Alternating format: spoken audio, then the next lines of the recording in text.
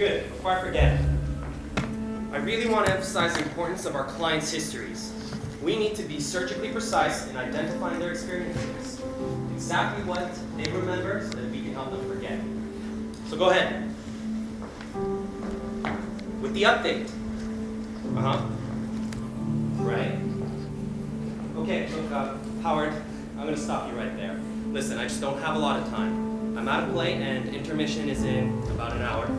So call me back then, okay? Oh, and Howard, I gotta say, I'm really not enjoying some of these words that I'm hearing, okay? We're not looking for individualized, holistic, or whatever results. What we're seeking here, Howard, is information, not relationships, not rapport. Your job, let me remind you, is to conduct the interviews, let Ava record the facts, and then set the clients up in the machine for erasure. That's it. Everything they're holding on to, that's exactly what we need to know. So you need to do a 180 on this right away. Got it? Okay, listen, Howard, the play's literally about to start, so whatever the fuck you're saying about slowing things down and muddying the waters, yeah, okay, look, that's the exact opposite of what we need to be doing now. We need real proof of concept, Howard, okay? Just a ton of memory cubes to get the approval process up and running for phase 2. Okay? Understood, Howard? Good. Hang me up now.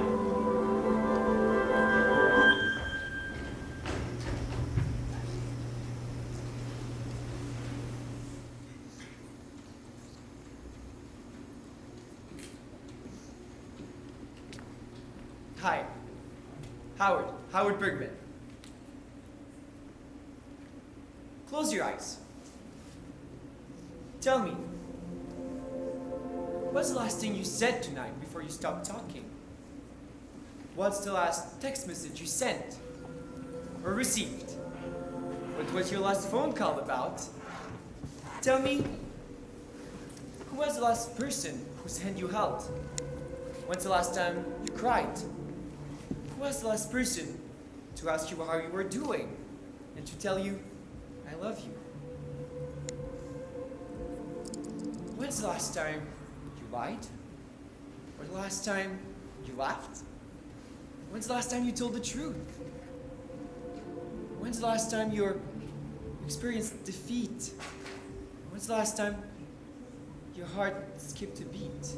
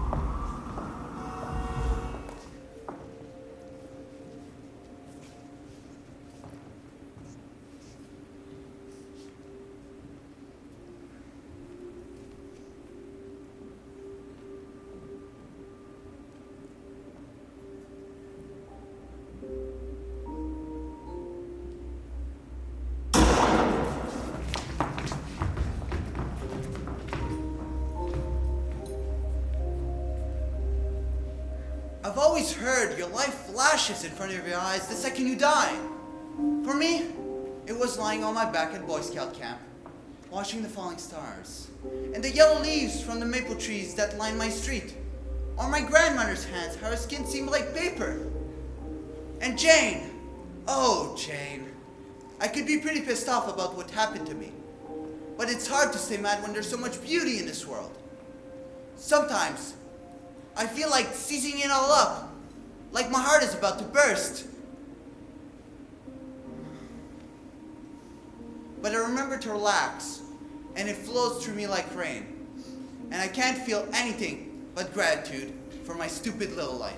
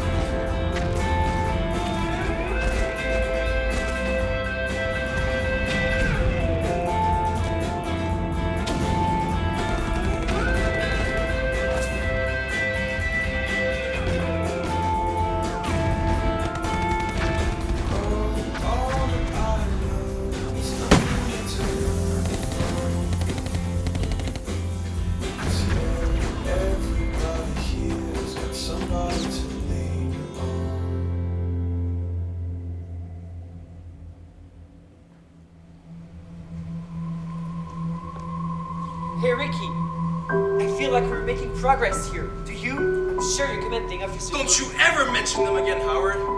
They make me want to puke my fucking guts out. Ricky. Look, I didn't mean to offend you, but I just think that you're missing the point. What's the point? I'm not obsessing, I'm just curious. Well, you know what they say about curiosity, right? I'm not a cat.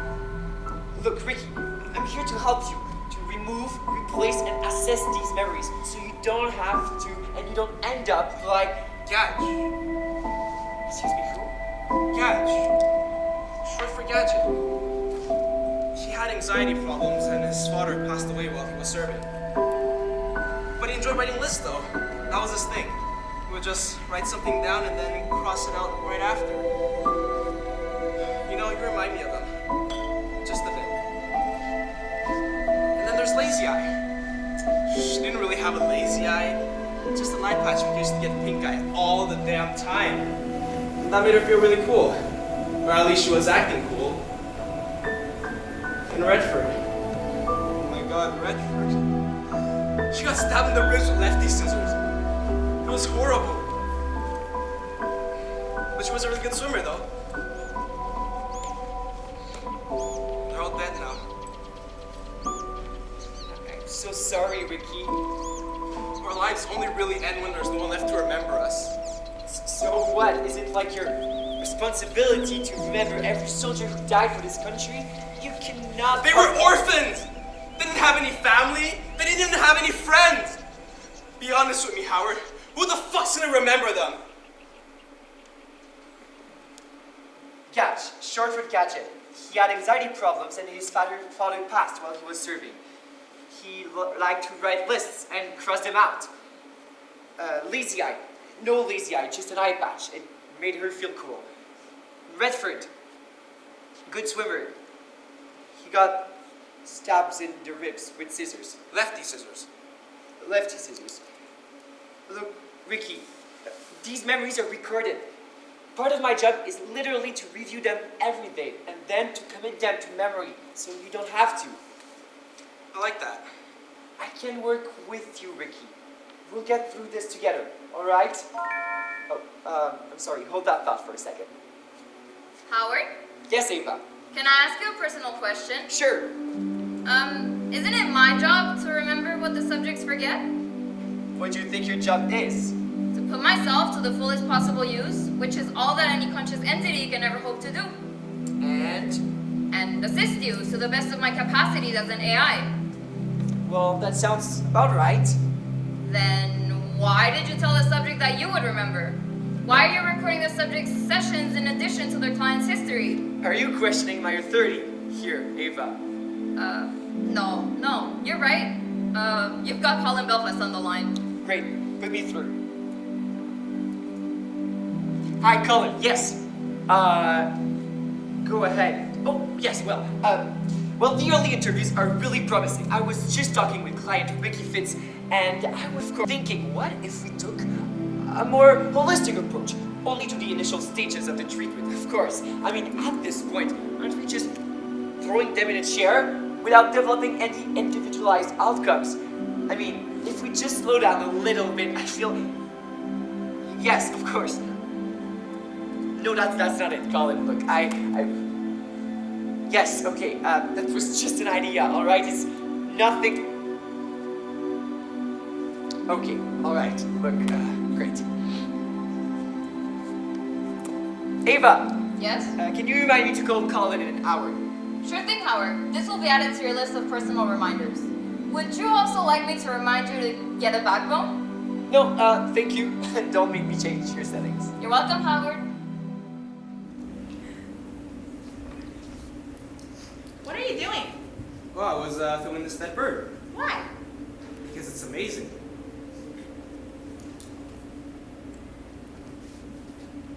Ricky, put that down. Have you ever known anybody who died? No. Not yet. Have you? No. So, what's so amazing about this bird? Well, it's because when you see something like that, it's as if God is looking right at you. Just for a second. And if you're careful enough, you can look right back. And what do you see? Beauty. What's wrong? Oh, nothing. No, you're scared for me, Howard. No, I'm not scared. I'm just curious. You know, Ricky, we're not that different. You like to record beauty, and I like to record curiosities. No, everything you tell me, the important stuff. That's what the data is all about. They get extracted into these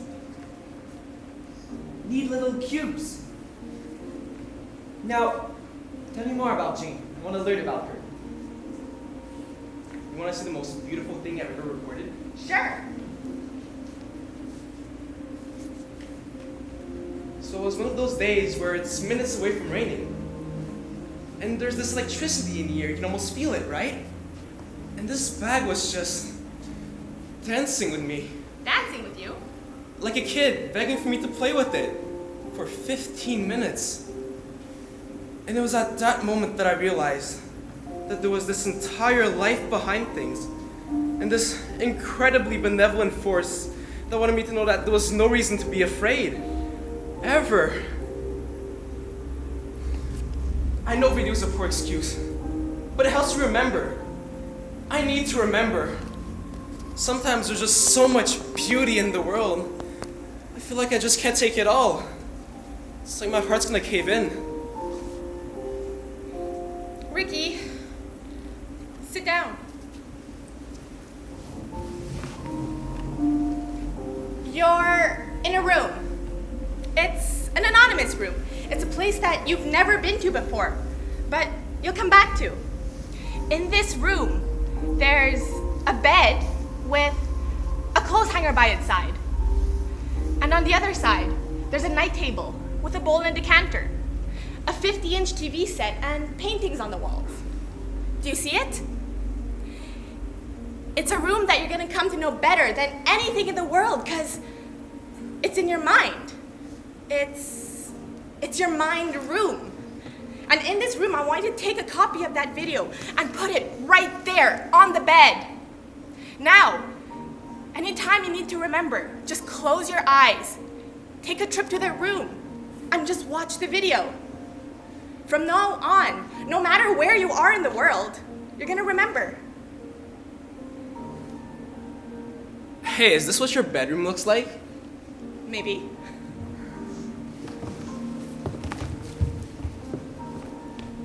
Oh, come on, Ricky, put that down. But why? Be here with me, and you'll remember. But what if I get hit in the head and forget you? Then take care of your head, silly. See? How does that feel? Fine. You don't feel, I don't know, distant? Well, I mean, we're pretty close. You know that's not what I meant, Ricky. God, you're a hopeless romantic. You know that? It'd be funny if I weren't so serious. What you need is not the video itself. It's what's in the video. You're just like my father. I need a father who's a role model, not some geek boy who spends more time with his VCR and photographs than he does with his family. Frankly, it's damaging. Someone ought to really put him out of his misery. You want me to kill him for you? Would you? You know, that's not a very nice thing to do. Then maybe I'm just not a very nice girl then, am I? Well, it was a bit freaky of me to ask. Then we'll be freaks. And we'll be freaks together. We'll be different from the rest of the world. But what about after? We run away, I have a car. road trip, Where to? anywhere the wind blows. You know, the lives of the dead, they won't be forgotten just by you. This obsession you have with death, it's gotta go. Before it gets you killed. And Jane? I'm sorry, she's gotta go too. You remember from me, right? Yes, I will. Promise me. I promise you. I will. Okay. I'm ready. Great. Look at the bright side. You will remember that you don't remember.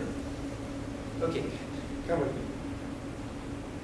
Ava, set up the procedure, please.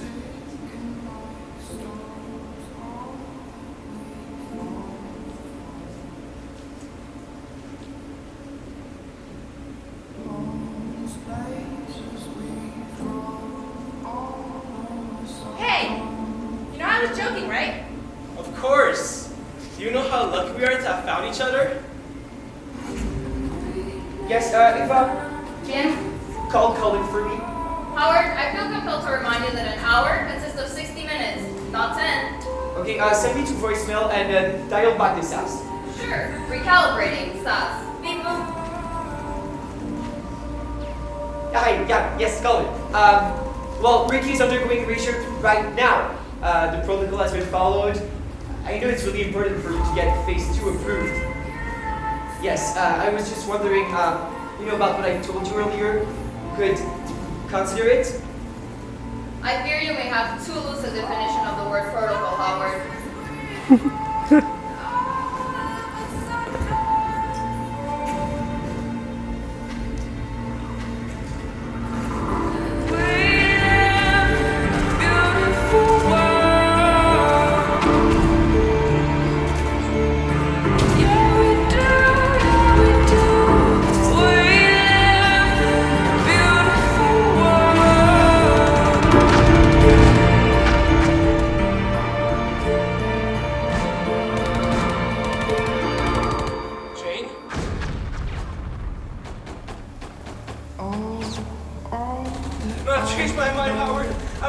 it.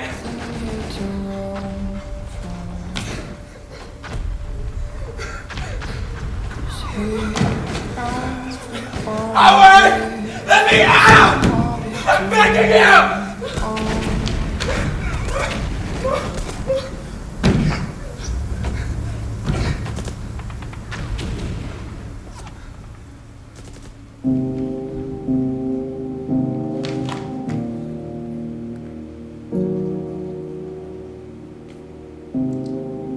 Oh, hello. Walter, right? Hi. Howard. Hi. Nice to meet you. Nice to meet you too. You don't mind if we record this, do you? No, sure.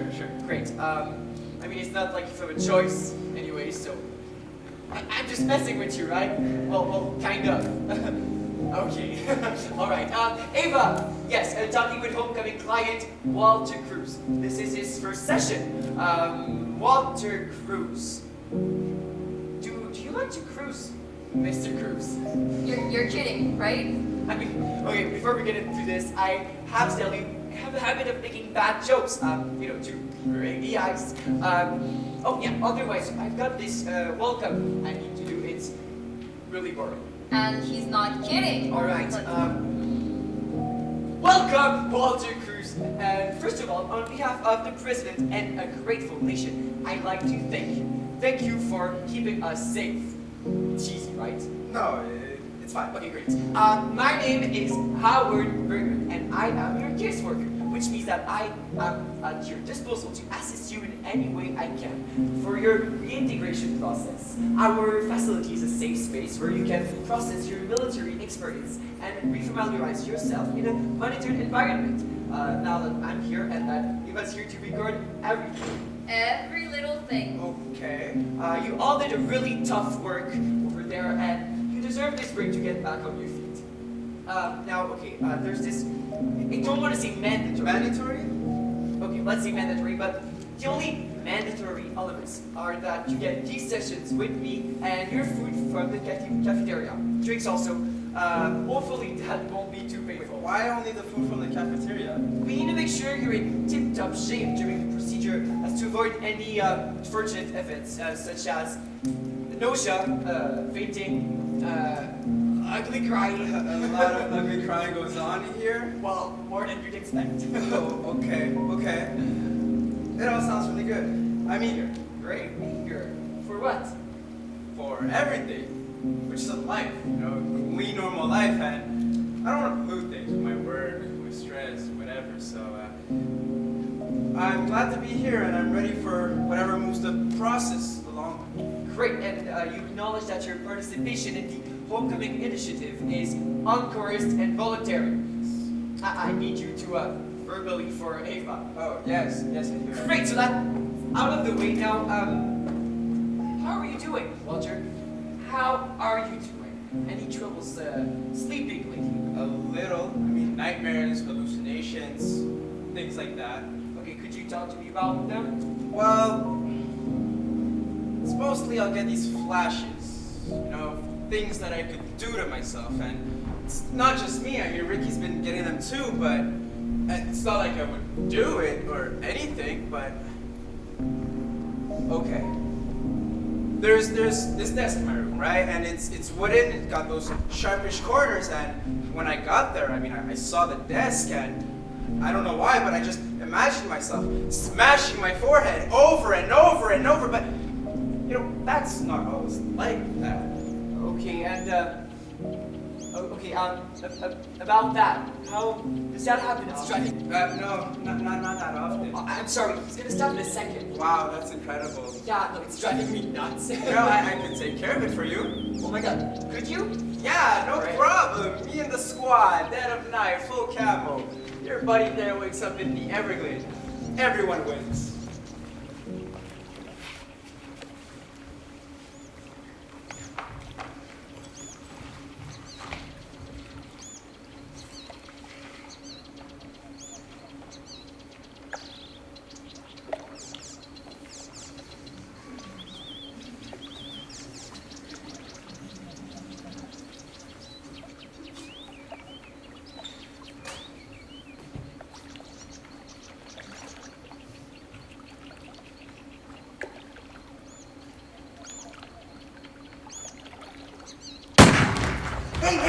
see that? What are you doing? I'm practicing for the marksmanship Give me badge. that. No, We don't want to blow our cover. but we're alone out here. Hey, you don't know that? If we stuck out, who's to say some of the other scouts didn't? Okay, Skortak, that's a valid point. I can't argue with it. Besides, I hate to break it to you, but the marksmanship badge, it's been discontinued. What? Since when? The 70s, Rolly. The 1970s. Gosh. Oh, shoot. Yeah. So, why do they call you Skotak? Because it's my scout name. Yeah, but why is it your scout name? Because I chose it. But it sounds like a fancy twig or something like Skotak. Stick. Skotak stick. Like, why'd you pick it? So that people would call me Skotak. That makes sense. Yeah. Definitely. Yeah. Can I have the rifle back, Thurston? Thurston. You're doing great. Look at me. Thurston, this is good. Just have to get it out of your head for a moment. I don't know, Howard. I really miss those days. Okay, look. One step at a time, okay? Baby steps. Baby steps. Okay. Great. Why don't you start with you telling me, why did you pick your name? Skotak. Yeah. I thought it was pretty cool, I guess. Okay. Okay, and what did Rolly think about it? I never told him. We were in Boy Scouts. I just wanted to follow the rules. I didn't understand the question. It's a pretty simple question. Okay, Ava, he was like 8 years old. 13 actually. Oh. I didn't give it much thought. Did you give the rifle back? What? Can I have the rifle back? What for? To practice for the first aid to animals merit badge. That one's been discontinued too, Rolly. What? Since when? The 60s. Rolly, the 1960s. You should know this. Quit being a stick in the mud, man. I'm sorry. Look, will you give it back? I don't know. I let you take a drag. Tobacco? Sure. Deal. Okay. How does this work? You like the pointy end. Okay. Oh, hey, is that why they call you Rolly?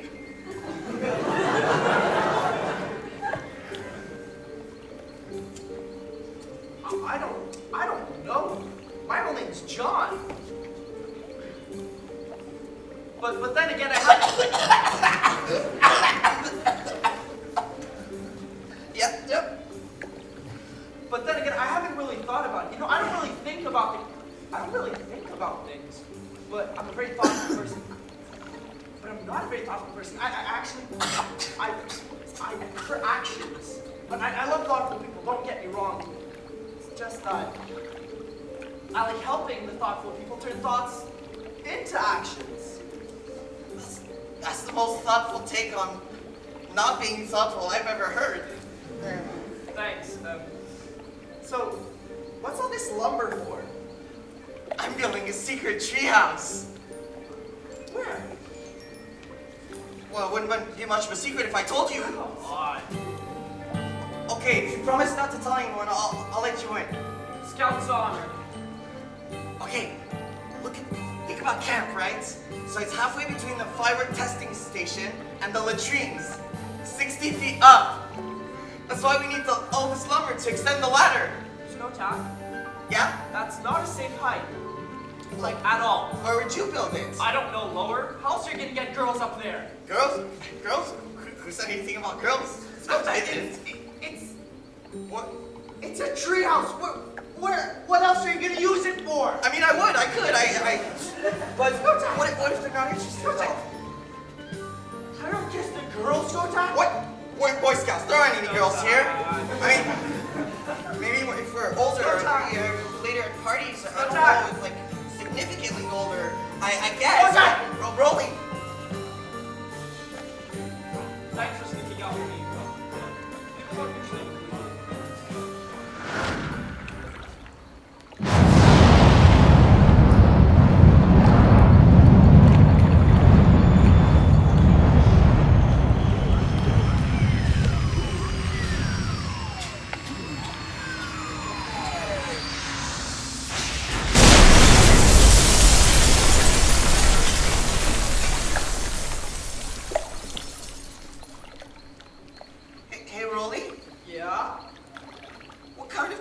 poison is? Oh, I picked it from the plants in Scoutmaster Ward's tent.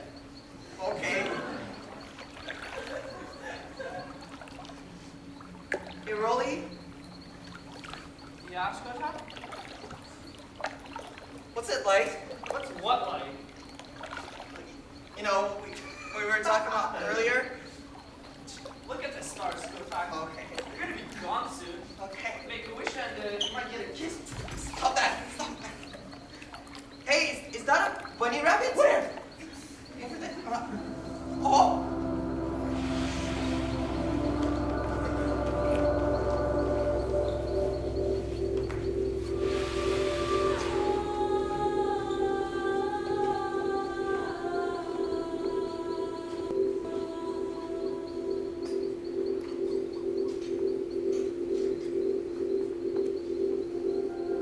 Wake up, Donnie. Frank has been watching you. Come closer. Closer.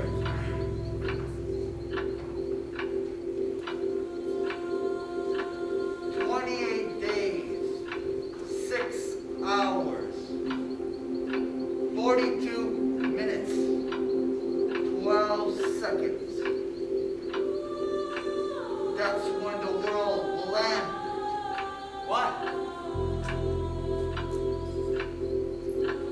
Go back to sleep, Donnie.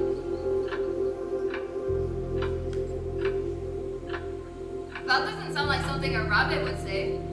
I know it's not a real rabbit, but I can hear his voice, and it tells me things that I just can't ignore. Well, you're in good hands. Howard deals with disembodied voices like on a daily basis. So, what happened next? I was late for class, so I got detention. And that's where I met the girl from my dream.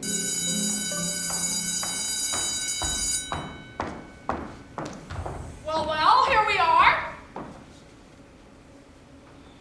I see their usual jackasses are AWOL. Sup, Dickie? What was that? Hi. Who the hell are you? Hi, I'm Gretchen, and I'm in detention. You don't look like you belong here, Gretchen. Well, I'm here. So where do I sit? Sit next to the boy you think is the cutest. Quiet! Oh, here, yeah. Let her choose. Carolyn, get up. What? Are you serious? I said get up. There's no way your teacher said that. If you knew her, you'd understand. Okay, and what about this dream girl? Yeah, it was weird. You know, but I think that's how memory works sometimes.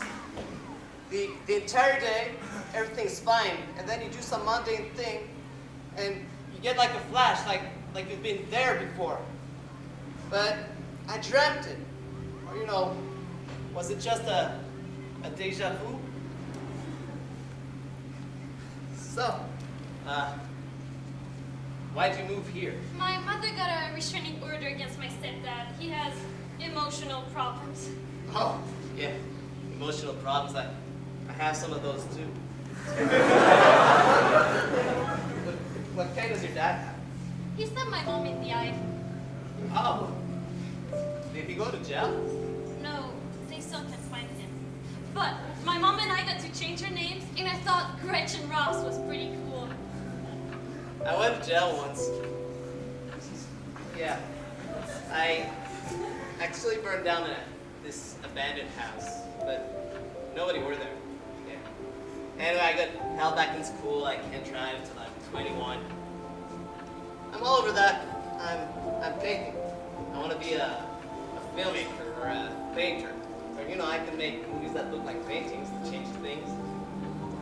Donnie Darko, what kind of name is that? Sounds like a superhero or something. makes you think I'm not?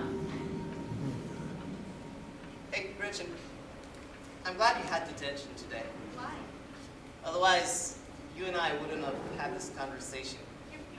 Oh, sorry. No, that was a compliment. Well, do you wanna go with me? Where'd you want to go? No, I mean like, that's what we call it here, you know, like going together. Sure. Hey, where are you going? I'm going home. Okay, but how does this relate to the bunny rabbit though? There was this double feature at the movies that night, and we went to see Evil Dead. Just me and Gretchen, and Frank.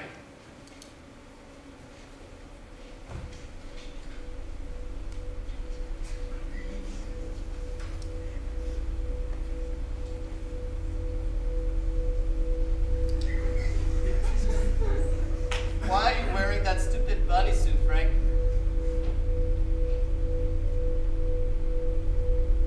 Why are you wearing that stupid man suit? Why did he call you Frank? It was the name of my father and his father before. Frank, what do you want from me?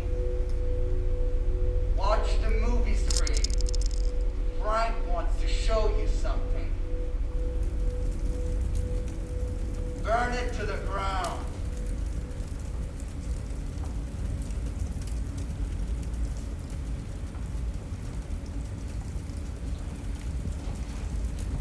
Ava? Yes? I have a question, Howard. Another personal one? No, this time it's about the subject of the client's underlying desire. Do they want us to rid them of their hallucination or of their ability to hallucinate? Yes? Yes. No. It was an either or question, Howard, not a yes or no one. Look, baby steps. Ava, baby steps. Okay.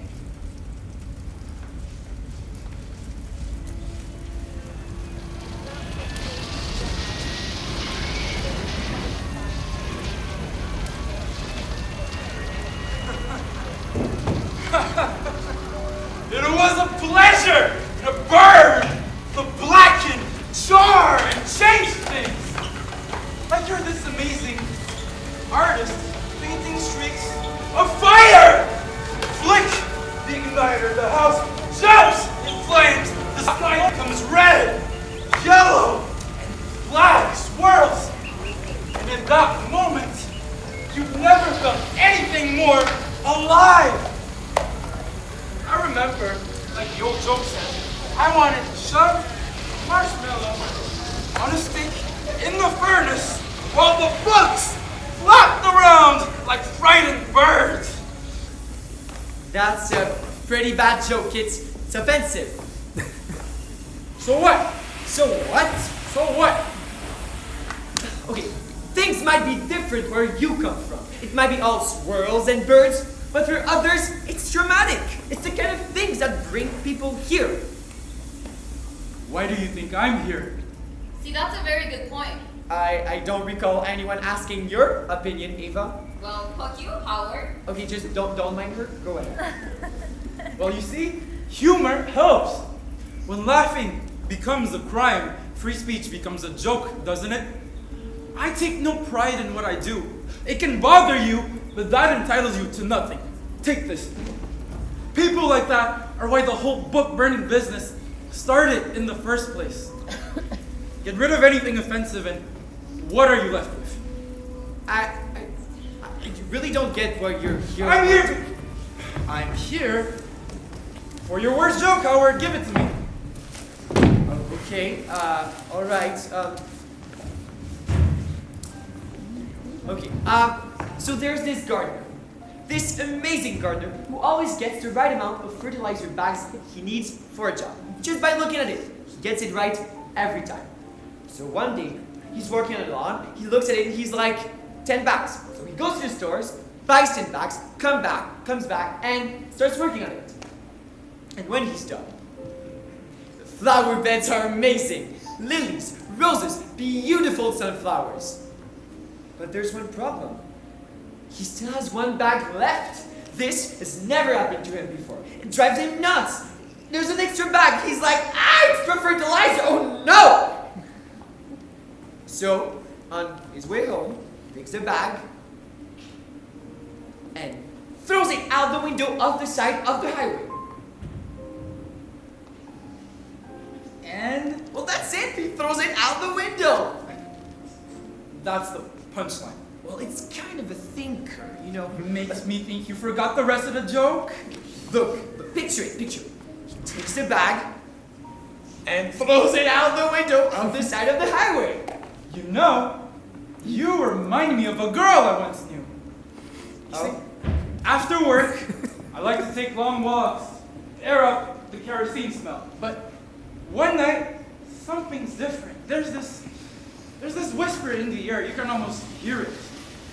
So I walk on the street, and I turn the corner and see this girl. She looks at me with those eyes, so dark and shining and alive, that I feel like I must have said something wonderful.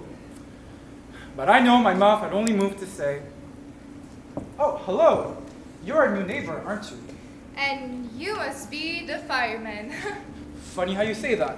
Well, I'd have known with my eyes shut. Yeah, it's the kerosene. You never wash it off completely. It's like perfume to me. No, you don't. Do you mind if I walk back with you? Oh, well, sure. It's best you be accompanied at night, miss. Oh, I'm Clarice McClellan, and I'm crazy. My uncle says that you always go together. When people ask your name, say Clarice, and insane. Why? So you remember me. I'm not afraid of you, you know? Why should you be? Oh, well, so many people are afraid of firemen. But you're just a man after all. Yeah? Do you mind if I ask? Do you ever read any of the books you That's read? against the law. That doesn't answer my question. Is it true that long ago, firemen put fires out instead of starting them? No, houses have always been fireproof. Strange. I heard once that a long time ago, houses would burn down by accident and firemen would stop the flames. My uncle always used to say, you should fight fire with fire. Maybe that's why he got fired from the old fire service?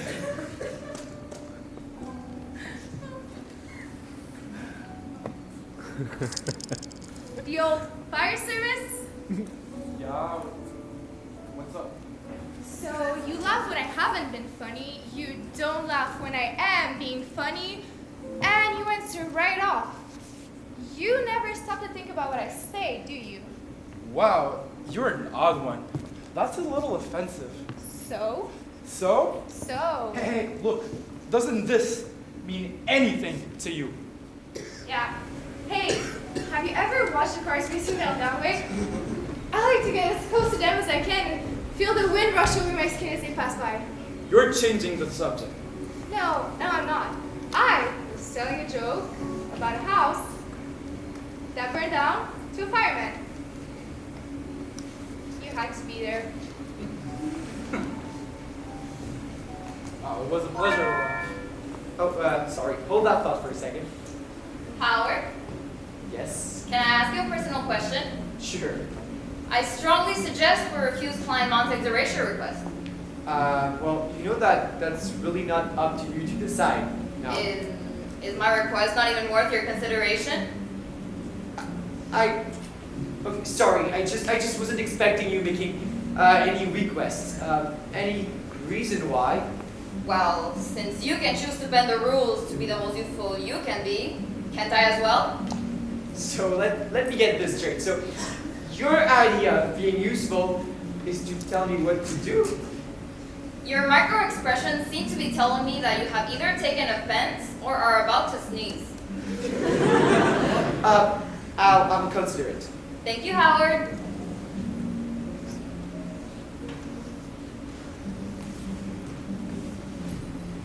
Walter, can you explain to me what happened yesterday? It's not as bad as you think. Why did you and Ricky leave the facility? Ricky has some concerns about the program, some questions about the surroundings, so I thought it might help if he could take a look for himself.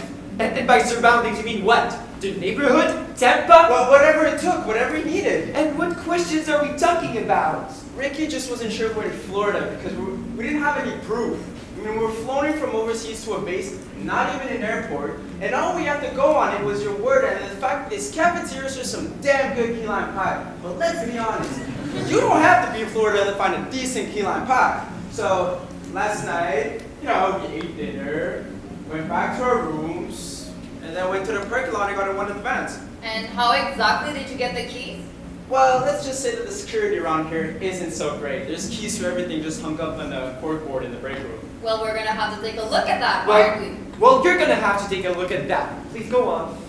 So, we're driving on the highway, we're passing swampland, farms, and we come to this town with this little main street with a barber shop, a bank, a park with a gazebo, and all the street lamps are on and everything looks normal at first, except all the windows are dark. And there's no people on the street, no cars, no garbage in the trash can. It's all just like phony. Phony? How? Like someone's picture of how things were or how they're supposed to be. There's like these clothes in the department stores are so old, like from the 80s. Even the mannequins looked old. Next door there's this ice cream shop, pink booth, and everything's completely spotless. It's all totally empty. I look back at Ricky and he's like, This is like Arizona. Like Arizona? What do you mean? before we're deployed, me and Ricky and a bunch of those guys were sent to these model towns, these replicas of towns from North Africa so we could train under their actual condition. So this town was like Arizona. Exactly. Every single thing they had shown us, it was perfect. So that when we were sent over to where we were stationed, we were already operational. It was like a deja vu. Okay, look, do you guys understand the seriousness of what you guys did? The position it puts That's me in. why I want to explain what happened. So, we're looking in the ice cream shop, right? And then we heard this guy yell, "Hey!" We look back, and he shines a light on us. And it looks like he's wearing a holster. And I turn back at Ricky, but the guy's already gone. He tackles the guy, rolling it on his stomach, throwing the gun aside. He's screaming order at him. He's got his knee on the guy's back, and he's telling me to pick up the gun. Except, when I look down, it's not a gun, it's a walkie-talkie. And I look closer to the guy's uniform, and I see, guess what? He's a private security guy, man. Oh, and he's terrified. He's crying. And Ricky's just screaming at him. Where the fuck are we? Truman Village. Where is everyone? They're sleeping. It's a retirement community. It's the middle of the night. Truman Village. Truman Village! And you found this funny. Yeah, it all made sense. The gazebo, the corny ice cream shop, the way it was all old-fashioned but also plastic. Like Arizona. Right, and Ricky just goes, "Oh, fuck me." Picks the guy up, dusts him off, we're both apologizing. I explained how we just came back, and turns out the guy was in the service too, so he was basically cool. Though, he was definitely happy when we got back in the van and left. I bet he was. And as we're driving back home, Ricky's whole mood was different. It was like elated, because we were wrong, We're actually in Florida. We're getting the help we need. The key lime pie is legit, and that's all there is to it. I look at Ricky and he's like, we could totally get a job here. Where? At the retirement community? Yeah. Doing what? Doing security. That guy didn't know what the fuck he was doing. You and me got the shit on lockdown. Yeah. Ricky's like a big kid. He's been having a tough time. But they'll keep that in mind, right? Who will? Well, if there needs to be any disciplinary actions, you'll tell them that, right? It was basically my fault. He's good people. Look, I'm gonna talk to my boss and see what I can do, but... That really doesn't sound good. Oh, shut up, Ava! Engaging in upshutting. Look, wait. Wait, Ava. What do you want? So, Ricky, he's that nice I kid. know, look. Right now, what you're gonna do, this is what you're gonna do. Self-report to give busy Look, Ricky, write what you want to talk about in our next sessions. And Ricky, I'm sorry, but I have to isolate him. It's out of my hands.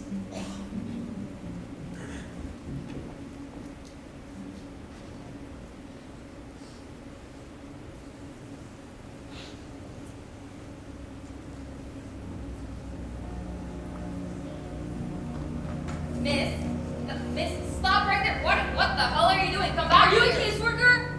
Yes, do you have an appointment? Yes.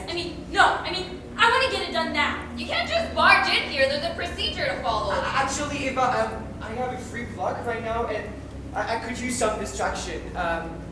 We'll take care of the paperwork later. Just go grab us a chair, please. For real? Yeah. Fuck you, Howard. I'm sorry.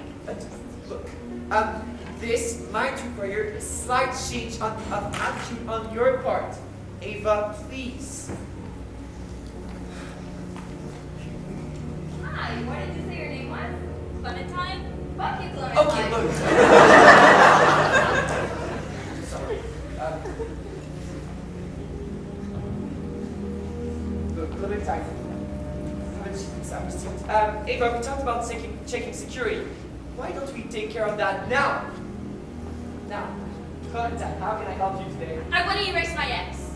Okay, when did you guys break up? 2 hours ago. Okay, alright, are you sure you thought this through? He's boring. He snores. Every single thing of every little thing he does is just so annoying. The way he walks, the way he talks, the way he chooses. God, Okay, just ah! Clementine, I'm sorry, for how long have you been together? 5 years. He took the best 5 years of my life. 5 childbearing. Alright, That son of a- alright. Clementine, I'm gonna have to ask you to slow down. I know that this is all very fresh, that emotions are flying high right now. Drama queen. But for the process to work, I need you to be extensive. That means to tell me the good and the bad. By the end of it, we'll have forget everything, if that's really what you want. Okay. I understand. The bad and the good. Alright, sit down and close your eyes. Tell me, what is the first thing you told him? When was the first time you saw him? When was the first time you felt a connection to her? I was down by the surf. I could just make him out in the distance. I felt drawn to him. Even then, I thought, how strange, I'm drawn to someone's arm. I was wearing that orange sweatshirt you would come to know so well. Even hate eventually. But I knew what he was thinking. How cool. An orange sweatshirt. Hi there. Hey. I saw you standing over here by yourself. I thought, thank God, someone normal who doesn't know how to interact at these things either. Yeah, I never really know what to say. Ooh, can I borrow a sip? And then I just took it, without even waiting for an answer. It was intimate, like we were already lovers. Kept the bottle after all these years. Barely even touched it. You might want to leave that memento with us, Clementine. Yes, definitely. And any other outside beverage you may have brought into the facility?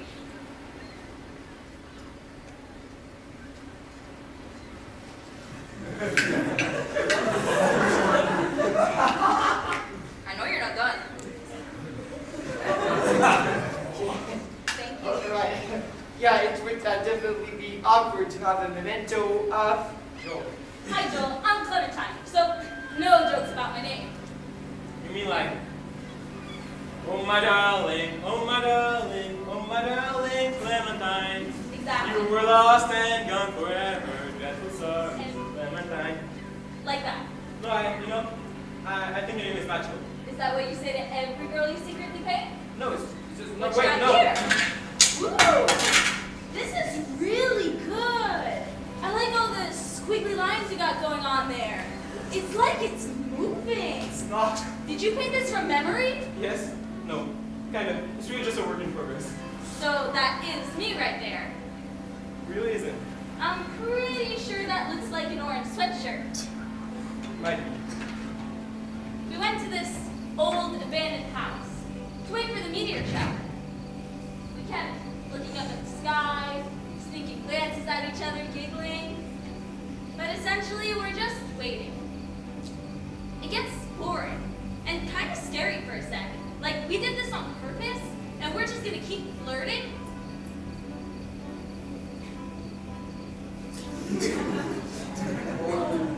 I should really get going. My friends are going to be waiting for me. So go. It's a beautiful night. You know, I never really understood. When people say it's a beautiful night, what does it mean? Well, it's beautiful when it's not too hot or too cold, when everything's in balance, and you can't even feel it, right? And while you're feeling that non-feeling, you look up at the sky, and you think, that's why. Because how everything is, right now, the stars, the planets, us, now is exactly the reason why now is beautiful. You're now a person. I guess you could say that. Well, see, I'm more of a 5 minutes from now kind of guy. Because 5 minutes from now, anything could happen. A car could just crash into us. Well, that's very unlikely and highly pessimistic. Yeah, but my point is, I'm just too anxious with what's going to happen 5 minutes from now. Content it now. Well, can't something good happen 5 minutes from now? No. Well, what did you think would happen 5 minutes before you met me? You know, I'm just really anxious. I'm going to miss it. The meteor shower. I tend to miss things. I don't mind if I miss it because I'm You're an now out a person. Got it. You know, I don't mind your pessimism as much as I usually mind people's pessimism. That's great. I hate people who tell me I'm too negative. Yeah. Also, I really like your paintings. Thanks. I'd like to secretly paint more of you. Yeah, I think I'm gonna fall in love with you. Whoa. That's it? No, it's just, No. Say what you were gonna say, and then maybe we should just not talk for a minute. You know, like let a whole minute pass without saying anything. But go ahead.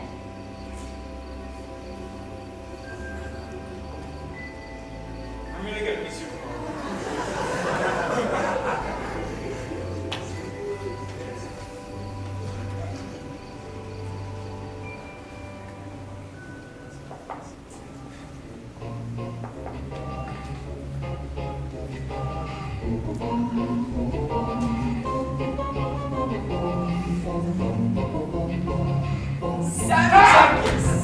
Right. Howard Griffin, you're looking sharp today. Oh, thank you! Whew. I went to great lengths to get this mask. I want to enjoy it to the fullest before, you know, parting with it. And why must you part with it? Oh boy, will I tell you, Howard! I want to forget the best experience of my life. The best, really. Well, let's hear it. Okay, so, I recently moved into my dorm, and my friend gives me his old Nintendo 64 to play. Oh, I'm stoked! I can finally play those childhood games I hadn't touched in like a decade! Like Smash Brothers. You know, Howard, the game with all the Nintendo characters beating on each other? Yeah, I know. Now, beggars can't be choosers, but it really did not take long until I got good at beating Mario and Pikachu over and over and over again. So, one weekend, I took a drive to the local garage sales looking for new games to play. But let me tell you, these games were so old that I couldn't find any. So, I drive back until one last house catches my eye. Still don't know why I stopped. I guess that's the optimist in me. There was all this weird painting stuff on a table next to it, and it really drew me there. I usually trust my gut, so I get out of the car, and I'm greeted by this old woman. Something about her really spooked me. I can't explain it, but let's just say that had it been the middle of the night, I certainly would not have gotten close to her. What are you looking for, dear? Do you have any video games? I own the Happy Painting Shop. I travel far and wide in search for painting. All right, well, I guess I'll be going to During bed. my travels, something very important was taken from me. So here I am, at a loss. All right, well, I'm sorry, but good luck. luck with that. But now I've found you. You've also met with a terrible fate, haven't you? Well, not quite. You are also at a loss. You see, it's more of a want than a loss. I have just what you're looking for in an old box. I'll be right back.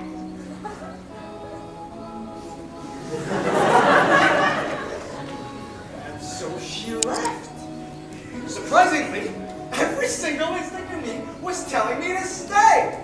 And that is when I noticed the paintings. A bunch of colorful, swirling artwork. I just could not look away.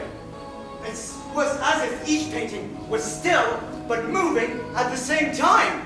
And one of them, for some reason, looked like Majora's Mask. Like the mask you're wearing. Exactly! Where did you get it, by the way? From? Oh, shoot, I don't recall. If you're so good at forgetting, you might not need our services. Well then, how would I make a living, Ava? I don't know, but I strongly suggest you stay away from stand-up comedy. Okay. Okay, let's continue, right? So the mask painting. Okay, so, considering I was secretly hoping to find that game, my thinking is that some Freudian bullshit was projecting itself onto the painting.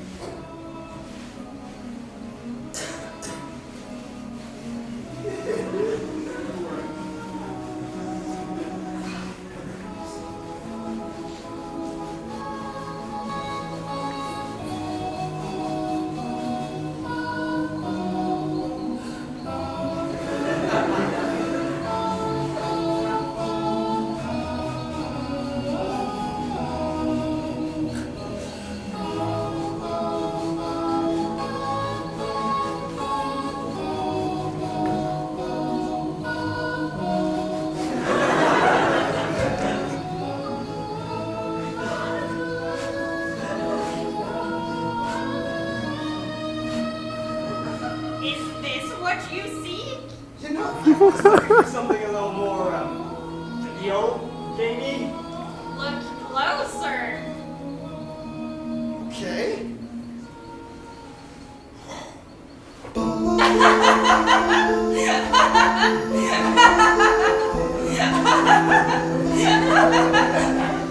How much? You can have it for free. It used to belong to someone who doesn't live here anymore. I'd say they were just about your age, actually. Thank you so much, Mrs. Whenever there is a meeting, a parting is sure to follow. But whether that parting be forever or merely for a short time, that is up to you. All right, well, thank you very much. Goodbye. Okay. Yeah, and then she turned to me and said, Goodbye, then. or at least I think that's what it sounded like. Because you see, all the way during the drive home, I always had that nagging doubt that she'd said something else. And my doubt was confirmed when I got home and opened the box. And what was in the box?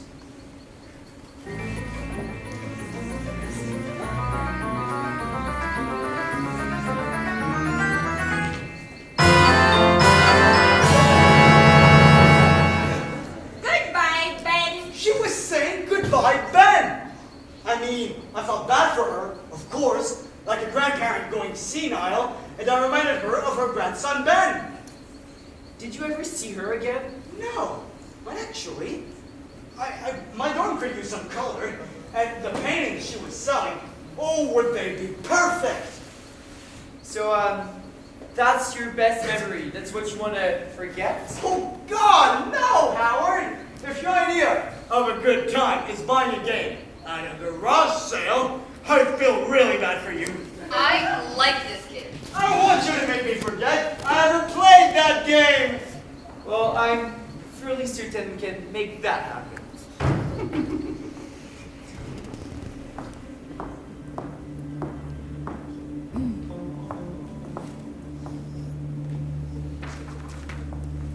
Sammy Jenkins. Substance abuse. Juicy. Ha. Mr. Goldberg. Emotional instability and hypersensitivity.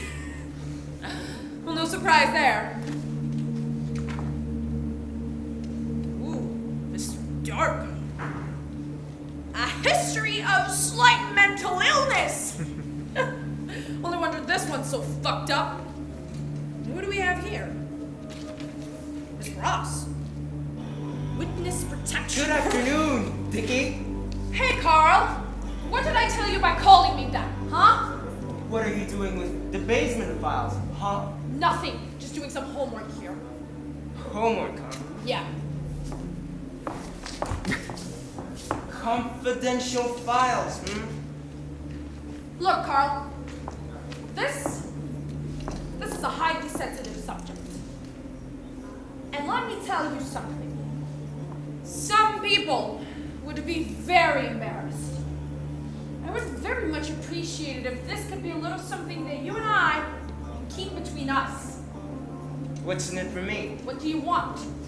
Well, you got $100. What? $100. Fun. You know what? Fun. God damn it. Here. Is this what you thought you'd amount to when you were young? Blackmailing colleagues? You were on the honor roll, for Christ's sake. When I was young, I wanted to be John Lennon. Don't be a goof, Carl. I've been teaching here for 20 years, and each year, these kids get more and more messed up and more arrogant. That's bullshit, man. Come on, Vern. The kids haven't changed. You have. Well, you took a teaching position because you thought it'd be fun, so you'd have summer vacations. Well, not just that. But then, you found out it was actually work. And that really bummed you out. No. The kids turned on me. They think I'm a fucking joke. Listen, Vern. If you were a teenager, what would you think about yourself, huh? Oh, you think I give a flying fuck what these kids think of me? Yeah, I do. Well, you think about this.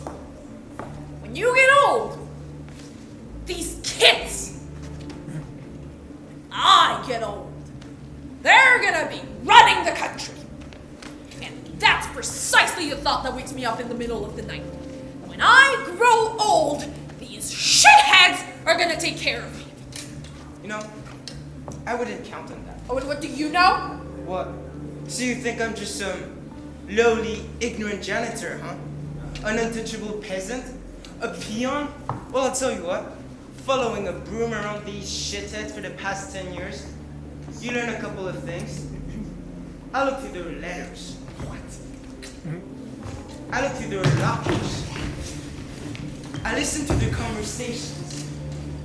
I know all of their R scores. You know, I even steal their snacks. They don't know that, but I do. I am the eyes and ears of this institution, old friend. I know these kids in a level that you can't even imagine. Dickie? Okay, Carl. I'll tell you what. I'll give you another 50 and you stop calling me Dickie, all right? You think it's worth a little more? 50. And I don't get you fired for violating the student's privacy. Wow. Is this what you thought you'd amount to after all these years of top-notch professionalism? Professionalism is exactly what I'm talking about. It doesn't help my case that you're also hopping on the Dickie bandwagon. Don't even think about it. Fine. Just keep your cash, and I just enjoy our little talks.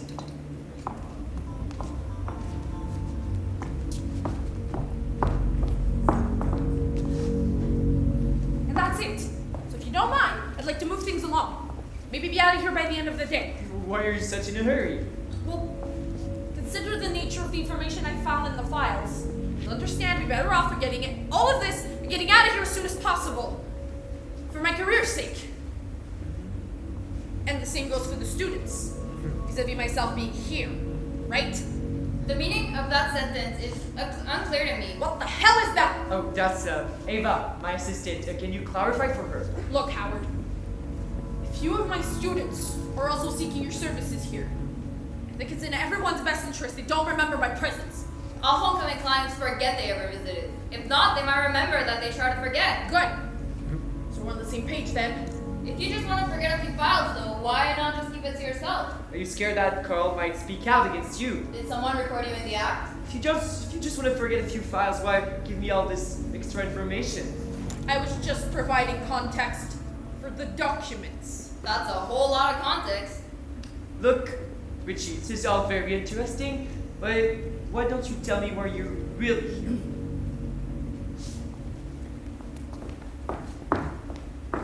We make a pretty good team, don't we?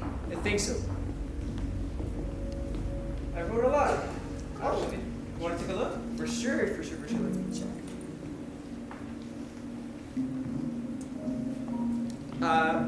What's Titanic Rising here? Oh, yeah. It's kind of this funny story about this guy who used to mess with Ben.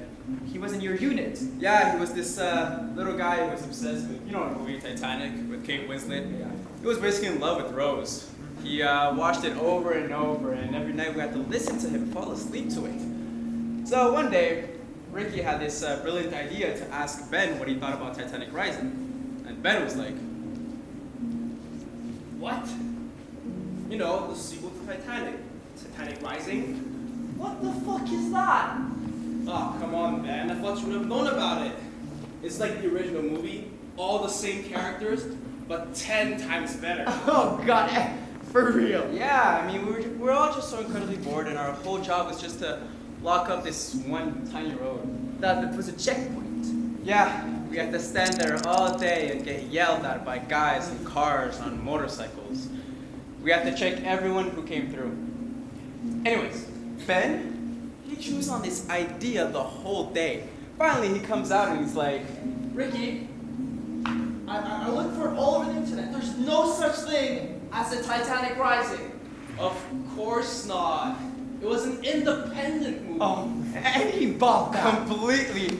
Ricky had this whole plot about how James Cameron had self-funded in the sequel and the studio tried to suppress it for like copyrights or whatever, so it's really hard to get your hands on them. Poor kid. Yeah, you absolutely. I mean, Ricky had this whole idea how they're raising up the Titanic and in the process they uncover all these artifacts that lead up to stories that weren't in the first movie. Well, that sounds complicated. And it got really involved too. I mean, there were tons of sex, you know. Jack was fucking this Polish teenage immigrant down the steerage. Rose was literally fucking the captain when they hit the iceberg. I mean, that's why they hit the iceberg. Oh. And it went on, and I pretended like I've seen it too. I guess that's what made it more convincing. I'd throw in all these parts and he would just run with them. Oh, that's great. And did Ben figure it out? Ben? Oh, no. No. He died. I'm so sorry, Walter. It's okay, I guess it makes the story a little bit sadder, huh?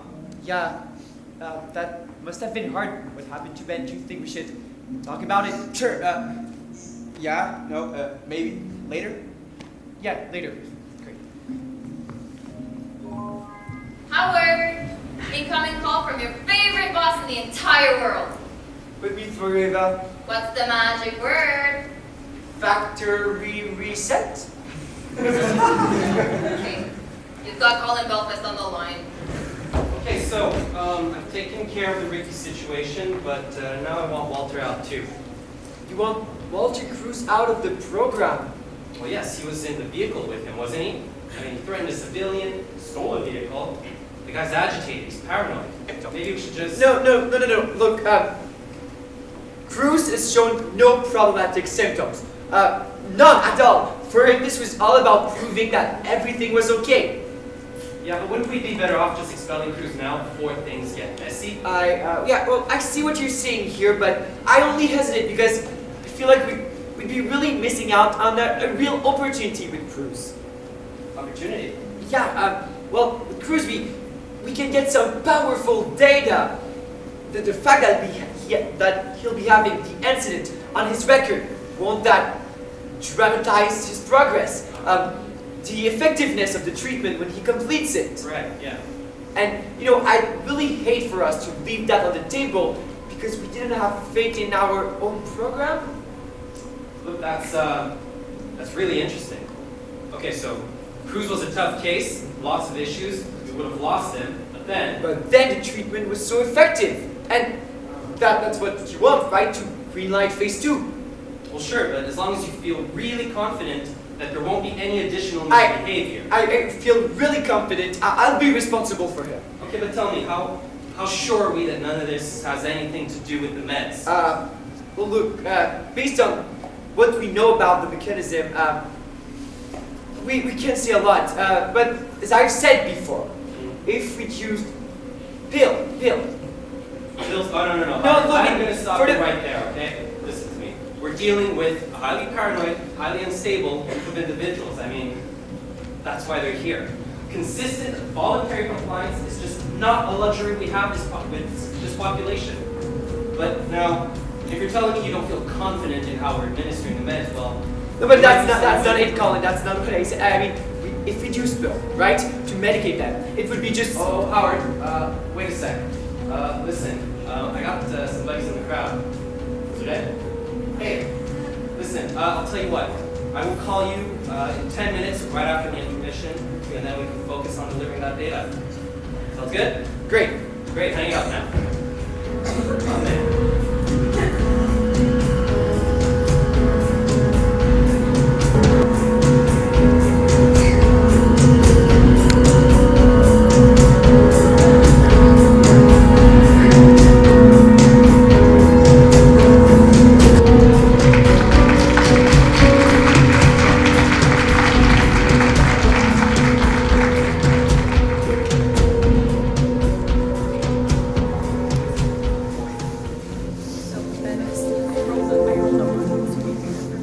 Howard, hey, before I forget, maybe that's our problem right there, right?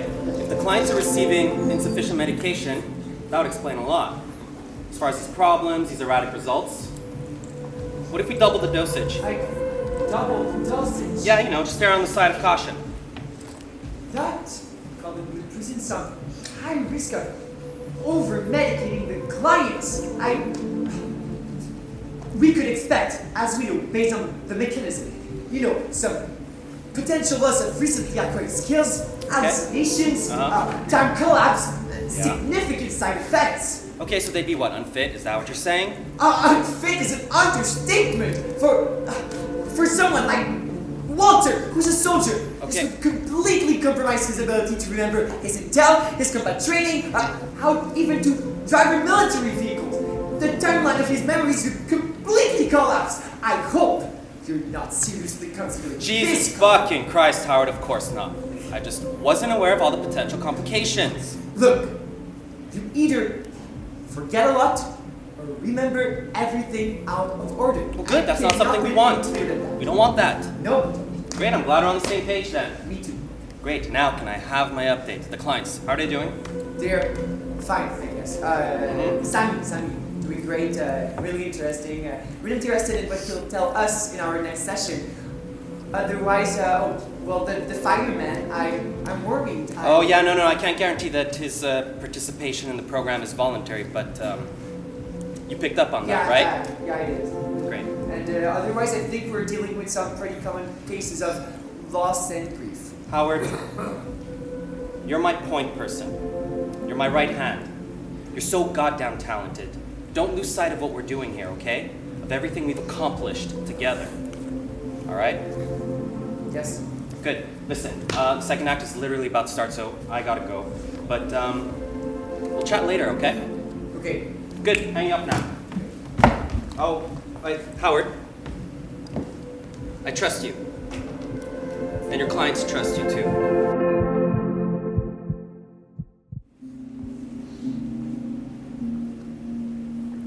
Hey Walter, what are you doing? Are you ready to talk to me about Ben a little bit? No, not really. Okay, what about the Where's difference? Wookie? He's getting the help he needs. But how's he doing? He's, you're worried about him. Worried? No. But you were close. Yeah, I mean, spent a lot of time together, and eventually that fake external stuff, it all got stripped away. Hanging around him started to feel like,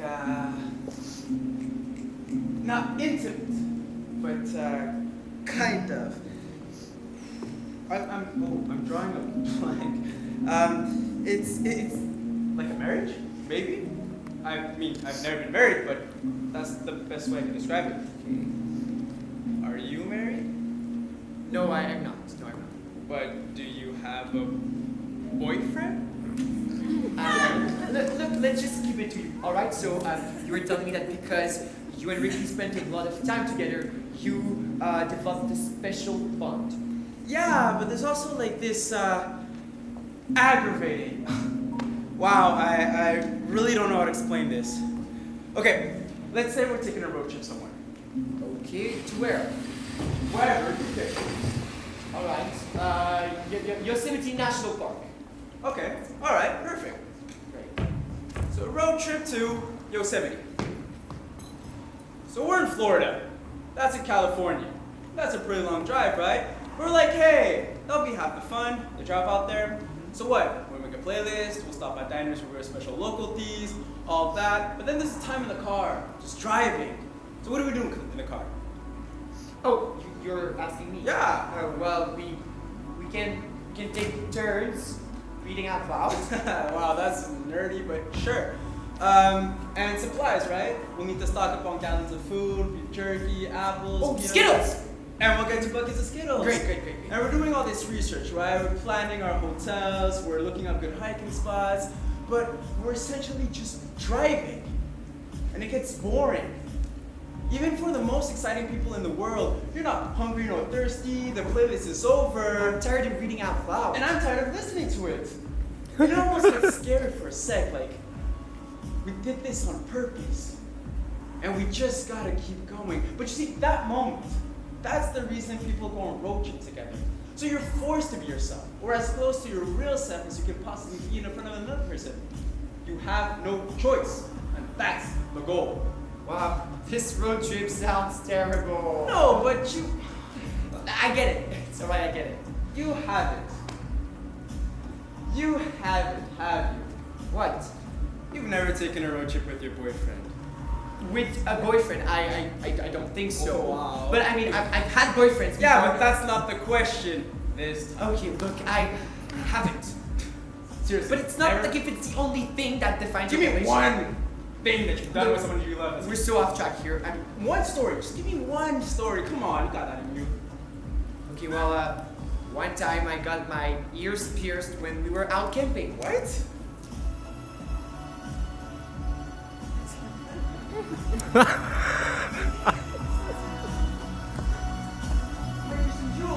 Are your ears pierced?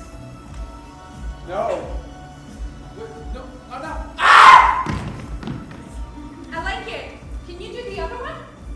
Does that count? You bet it counts. Look, I think we broke up like a month after, but he did a pretty good job with the piercing, so at the end, I mean, it all worked out, right? Are you happy now? Yes, I am.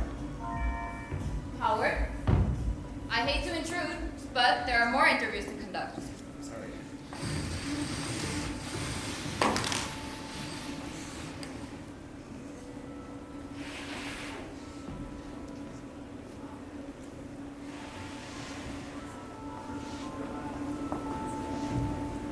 Is that for me? Yeah. Well, I don't know. It's a plant science merit badge. Did you earn it though? That's the question. Okay. Let me see.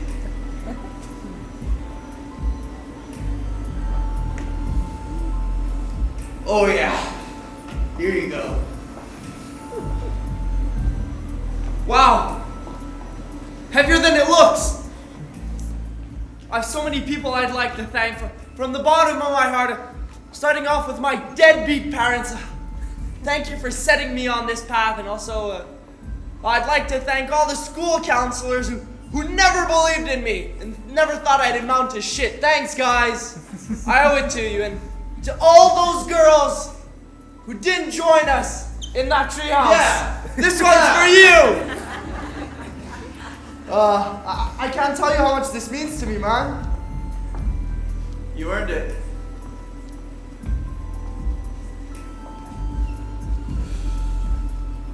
Hey, Oh. Hey. You're gonna go talk to her, right? Nah. Yeah. She literally said, I cannot believe you. Well, I'm too high, man. I'm not feeling Once in your good. life, for once in your life, someone gives you the attention you want. What? You know what? If you're not gonna go, I'm going. No, please, come on, no, don't do this. Come on, man. Go. You said you didn't want to. You said you didn't want to. I said I wasn't ready. Okay, well, now you're ready. No, fuck you, Rolly, man. Okay, fuck more.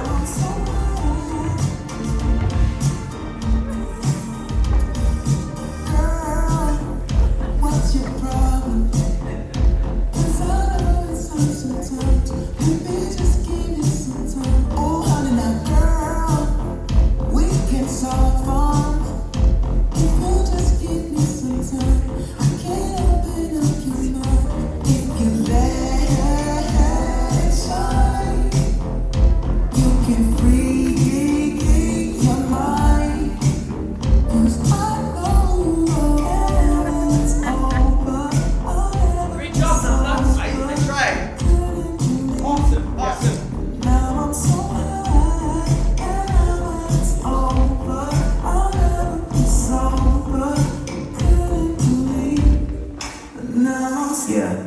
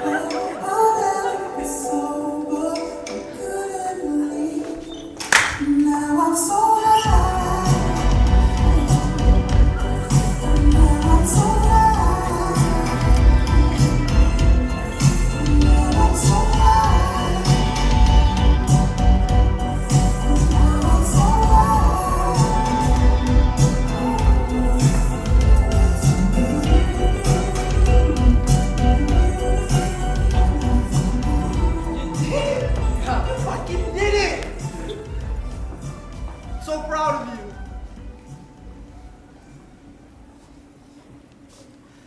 So, who's the girl? This girl I fell in love with that night, it's not important. Are you sure? Yeah, Diane, I'm sure. Okay, then why even bring her up? Because I met her that night. What night? You're not making any sense, Thurston. I met her that night. That's why it happened. Look, Thurston, you'll have to open up about this eventually. No, I don't know. Howard, Look, this is why you came here, right? Stop stalling. Why can't I just... Why... Howard, I just want to remember, the good times where we were out canoeing in the woods or hanging out after class. Everything was good, That was years ago, Thurston. Why can't I just keep the good memories? You're stuck in the moment, Thurston, and you need to get out of it. I don't want to. I want to be Skull Attack again. Why did you... Just erase the rest. Let me keep the good ones. You can do that, can't you? Why did you come here, Skotak? To forget about Rolly. Right, then you need to tell me what the everything else is, then forget all about it. I know it's hard. I know it's difficult. But you cannot just cherry pick the moments you want to forget. Alright? Now, tell me what happened.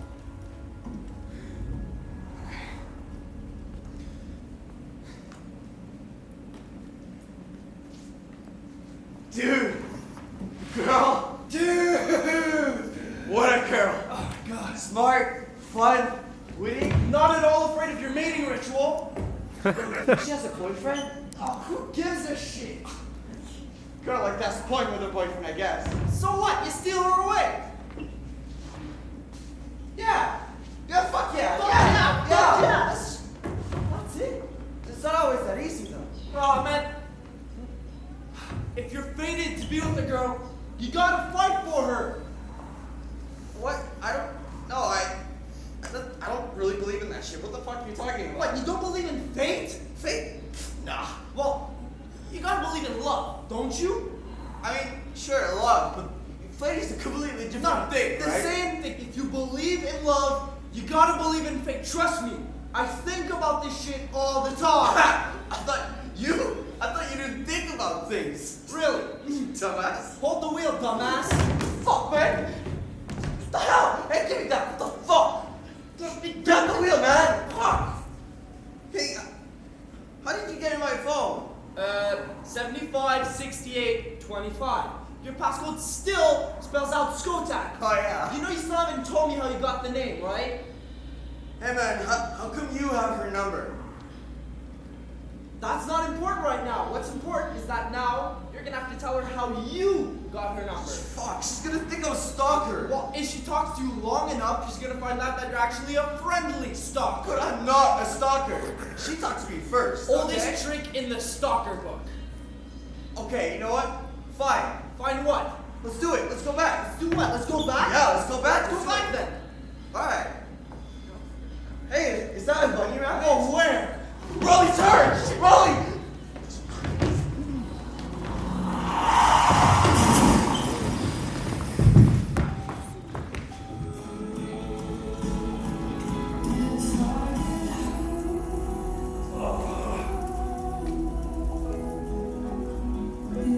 Yo, Rolly, you alright? Rolly. Come on, man. Yo, Rolly. Rolly, wake up. No, don't do this to me, man. Rolly, come on, wake up. Rolly. No, dude. Rolly, please, no, don't do this. Fuck. Somebody help. Somebody help. No.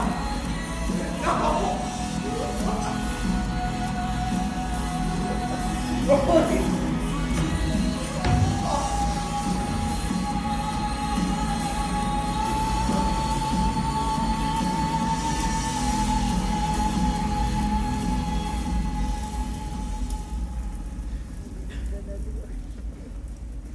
Frank asked me to burn down a abandoned house. Did you do it? He made me do it. Frank made you do it? He saved my life. How? Don't you watch the news? I don't own a television. You're the first person to say that I don't immediately delete from my brain. Don't speak too soon. The jet engine fell on my house.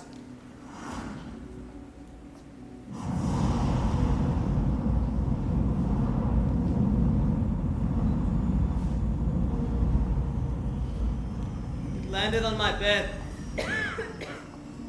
When I was out talking to Frank. In the middle of the night. Frank instructed you to get out of bed when that happened. He said follow him. Where? Into the future. He said there's this whole other universe, the perfect replica to ours. And he said it was going to collapse onto us, that the world was going to come to an end. Gretchen, she thought it was an exaggeration. Do you think the world is coming to an end? No, that's stupid. How many times have you seen Frank? A few times. And can anyone else see him? I don't think so. It's like a TV station. When he's tuned into mine, he can see me and talk to me. It's like a time traveler or something. Gretchen, she had another theory. Maybe he's just a sign. What kind of sign? It says that every living creature on this earth dies alone. And you believe him? Why not? He's in your head, Donnie. And he's taking a lot of space, making you miss the bigger picture. What bigger picture? Do you know how lucky we are to have each other?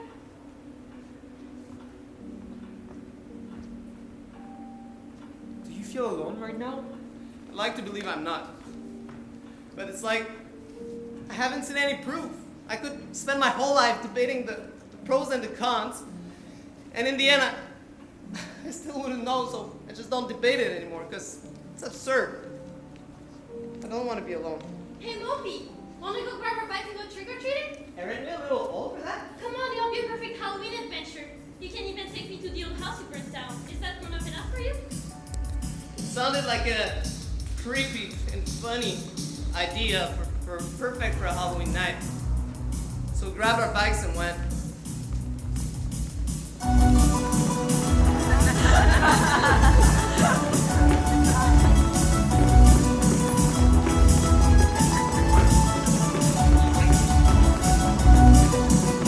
Hey, what's this?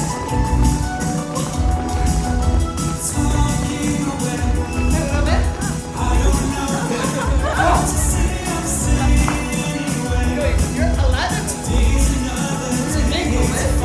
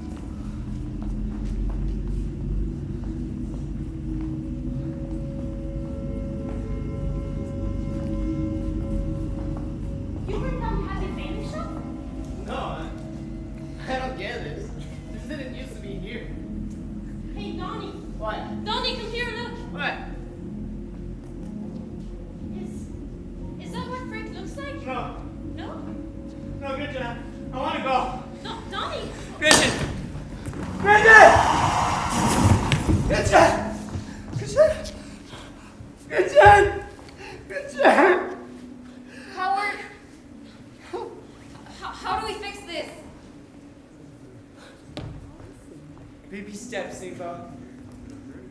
Baby steps. Okay. I sometimes think drivers don't know what grass is. Or flowers, for that matter. Because they never really see them slowly. Okay, if you show a driver a green blur, oh yeah, they'd say, that's grass. A red blur, ooh, that's a rose garden. A brown blur, wow, that's a cow. A white blur, clouds. But clouds are white blurs. Hey, have you seen those 200-foot-long billboards? Did you know that billboards were once only 20 foot long? But cars started rushing by so quickly, they had to stretch the whole advertising out, so it would last. She always had something fun, smart, or witty to say. Why do firemen wear red suspenders? And funny too, of course. To keep their pants up? And I walked her home, time after time. Are you happy? Am I what? And what happened? I was off duty when a notification came in. My heart skipped a beat. Howard, there were books hidden in my neighbor's home. Oh God! Look, it didn't make any sense. Clarice's uncle was standing in his doorway, lighter in hand, both feet in a pool of kerosene. My unit watched him a short distance away, calculating the proper next move. It's when he dropped the lighter that we understood. If the firemen were going to burn his books, he was going down with them. The captain, my colleagues, they rushed in to save him, and they almost didn't make it out. He made me realize something. Something in books. Things I can hardly imagine to make a man stay in a burning house. There must be something there. You don't stay there for nothing. So, did you find it? Find what? Well, that's something in books. You know, firemen aren't allowed to... Answer me. Yes! Yes, I did. I kept a few to my home, and the captain found out, said it was all because of the girl. And you know where she was in all this? She was gone! I waited up many nights at her doorstep just in case. But nobody came. Good night, Mr. Fireman.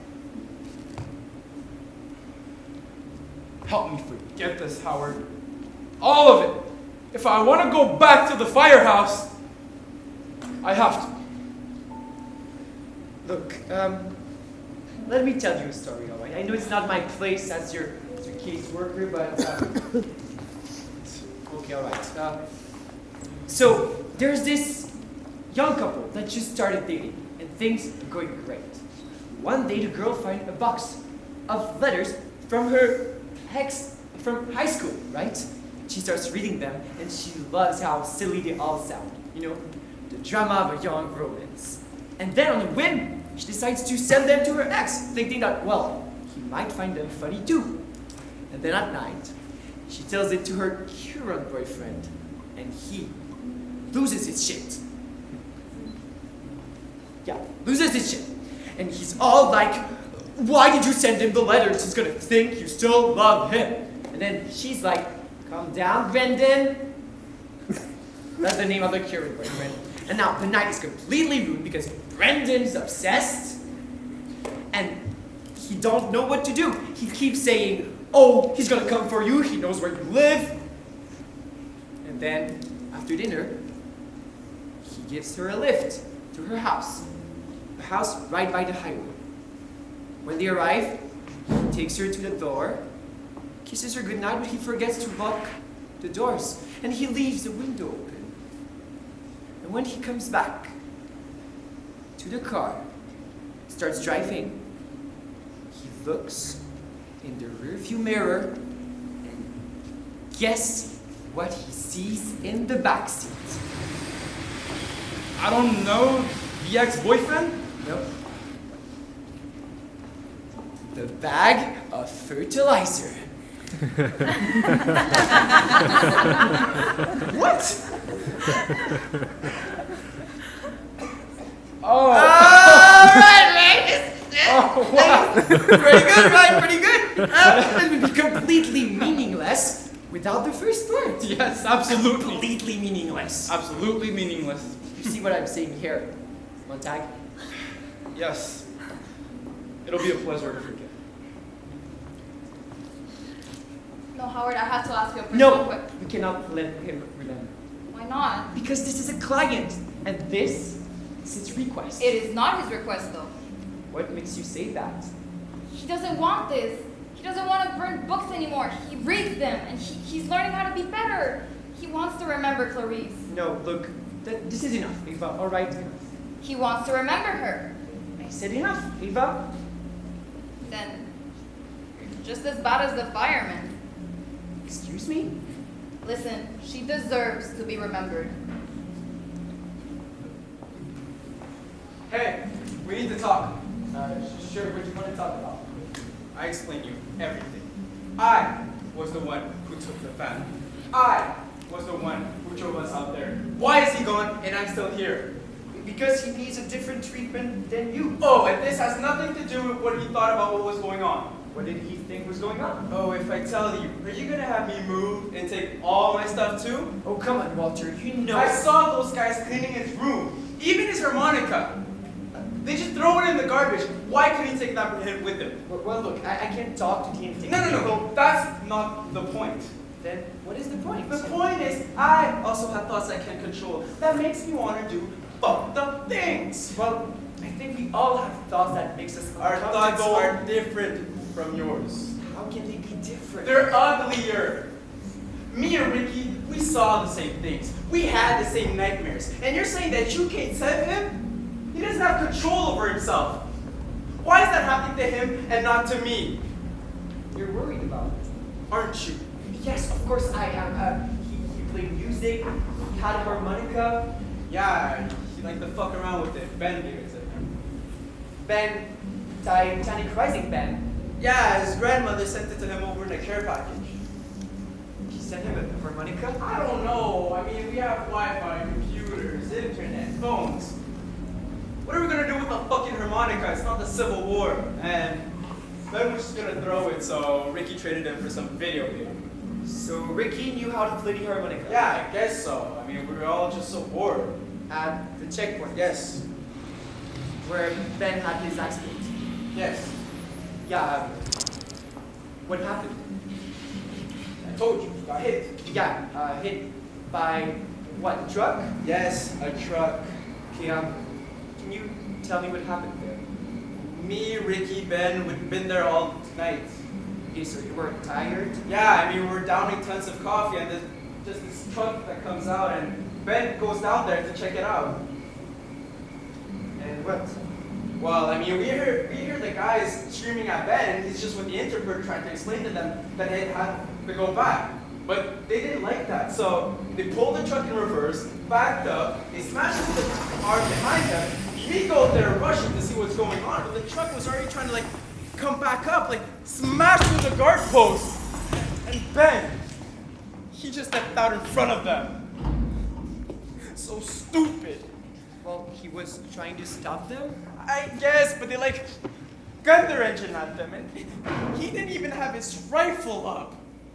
And the truck was filled with all this scrap metal, engine parts, things like that. It was basically a garbage truck, and it just ran over his head. I'm sorry, Walter, look. Hey, can we call it a day? I really need to order my thoughts. Please. Yes, sure. So, I'm at work sometime later, when out of nowhere, didn't think you'd show your face around me again. You did run off after all. I'm sorry. I got nervous. And I'm sorry I tracked you down. I'm not a stalker. I just needed to see you. Really? I wanted to know if you'd like to go out or something. You have this quality that seems important to me. Joel, I want you to understand, I'm not a concept. I want you to keep that in your mind. Too many guys think of me as a concept, or I inspire them, or I'll make them feel alive. But really, I'm just a fucked up girl looking for my own peace of mind. Don't assign me yours. Gosh, I remember that speech really well. And what happened next?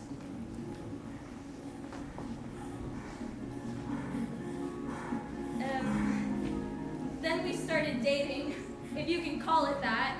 I was like his muse or something. I got bored, felt trapped in his little world of paintings. I warned him. You don't tell me things, Joel. I tell you everything, every embarrassing thought. You don't trust me. You don't have to be afraid of silence them. Constantly talking isn't necessarily communicating. I don't do that, Joel. Jesus! I want to get to know you. People have to share things. That's what intimacy is. I'm really pissed that you said that. I'm sorry, I just don't feel like there's anything interesting going on in my life. I get it, Joel. You're mysterious and complicated. I just want to know what those paintings are about. What can you constantly paint about if you don't have any thoughts or fears or passions? Clem, please. Joel, do you know the poem of J. Alfred Prufrock? No.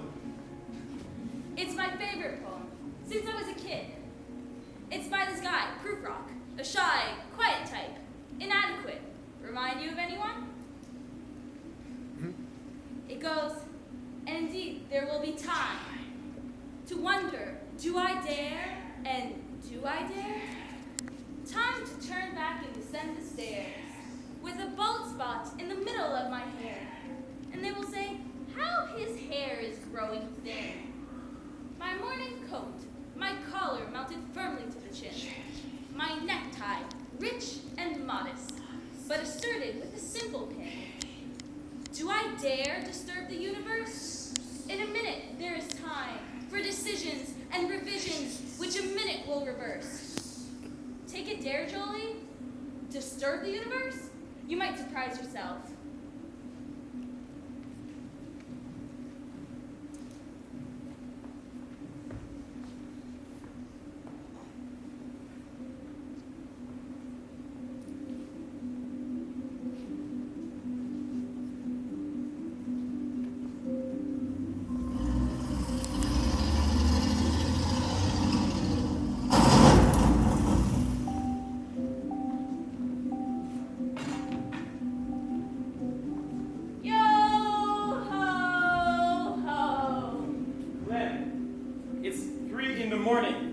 Okay, sweetie, good news and bad news time. I'll start with the bad.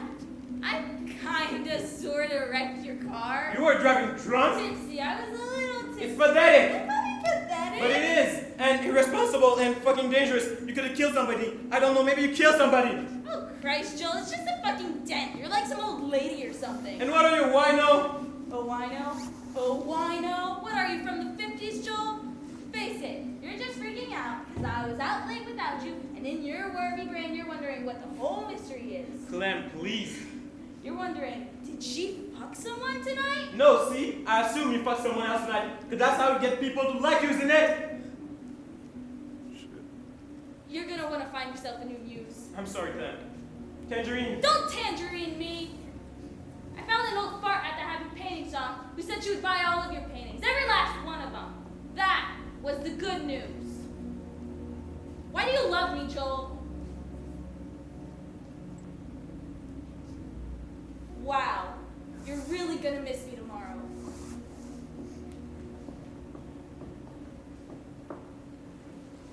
So, as soon as I came back from the strange painting store, I started playing, only to immediately realize that something was off. You see, there was this save file under the name Ben, and out of curiosity, I opened it. What I saw was really strange. The game wasn't working properly. The music was playing in reverse, floors were missing from levels, and rooms were not even connected properly. And after a few moments, everything went dark, and my Nintendo 64 stopped working. I was so intrigued, but also disappointed. I had to know what this game was really about. So I got out. I bought myself the new portable remake. And it was beautiful. Perfect. I spent days walking around town playing it. Hours turned into seconds. I'd jump in the subway and forget about my destination. I'd walk across the city and back, peeling away at the game's mystery. I want that mystery again, Howard. A sense of adventure in my pocket that I can take anywhere with me. I want to forget that I have ever played The Legend of Zelda Majora's Mask.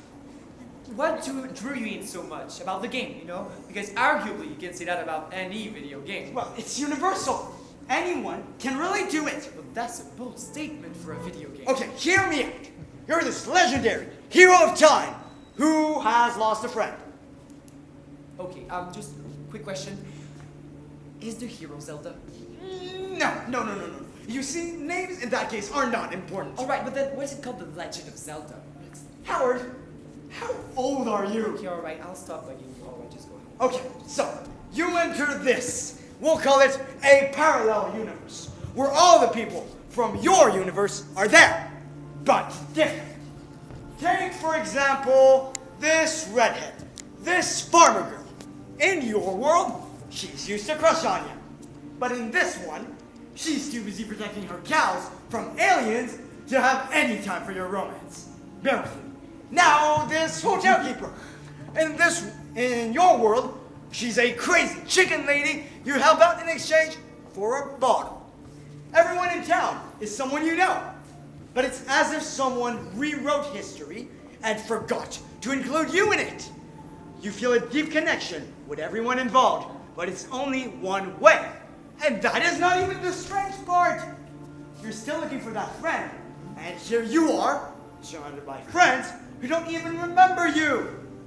And once you take all of this in, you look up to the sky and realize that the fucking moon is way closer than it should be, and in 3 days' time, it's gonna crash. So now, you've got this epic quest. You gotta summon the help from giants across the 4 corners of the land so that they can stop the moon from falling down. But there's one tiny problem. Time? You've only got 3 days to do this shit. So you do as much as you can, only to realize that you could play your magic ocarina and go back in time to the moment you arrived. Well, then you have all the time in the world. Well, not really, because you see, every time you go back, everything you do gets undone, except for a few key things. You gotta beat the game somehow, right? But every life you save, every friend you make, every person you help, poof! It's all gone every time you reset the clock. Well, that's kind of sad. Relate much? What? How? That's basically your job, right? What? I don't follow. You're like the hero of time. You help people, and then we forget that you ever helped us. Basically, people come here to learn and forget about you. Or, well, I mean, that's pretty harsh, Ava. I'd rather say that they learned to forget how they learned to like you. That's better. You know, I want to be at a loss again, Howard. I want to believe in this world inside my pocket again, where actions will have a new meaning, even if I've already experienced them. Whenever I'm making time disappear in the subway, or walking across the city and back, I want to believe that the world might end, and that I gotta save it. Yeah.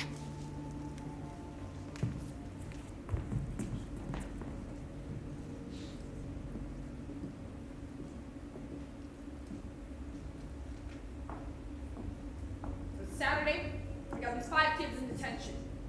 Hopeless cases. Each and every one of them. This one girl, she's getting half her semester to go shopping. Then this other chick, she's here because she's bored, I guess. Oh, and then you've got the kid on the wrestling team who duct taped a student's ass cheeks together. Yeah. Then you've got the one who brought a gun to school. And then this last one. These are regular. Detentions every week. If it weren't for the other kids, every Saturday would be Groundhog Day with this one. And that particular Saturday, I walk into the room and he starts mouthing off to me. Eat my shorts. What was that? Sorry, eat my shorts. Well, you just bought yourself another Saturday in the store. Oh, Christ. You just bought one more right there. Well, I'm free the Saturday after that, but beyond that, I'm gonna have to check my schedule. What? Because it's gonna be filled. We'll keep going. You want another one? You say the word. You just say the word. Instead of going to prison, you come here. Are you through? No. I'm doing society favors. So? That's another one right there. I've got you for the rest of your natural born life if you don't watch your step. Do you want another one? Yes. You got it. You got another one right there, pal. You through? Not even close, Dickie. Good. You got one more right there. Do you really think I give a shit? Another. You through? How many is that? That's 8, Bender. 8. For 2 months. I gotcha. I gotcha. What can I say? I'm fucking thrilled. Yeah, keep telling yourself that. You wanna know something, Bender? You ought to spend a little more time trying to do something with your life, and a little less time lying to yourself. You might be better off. Fuck you.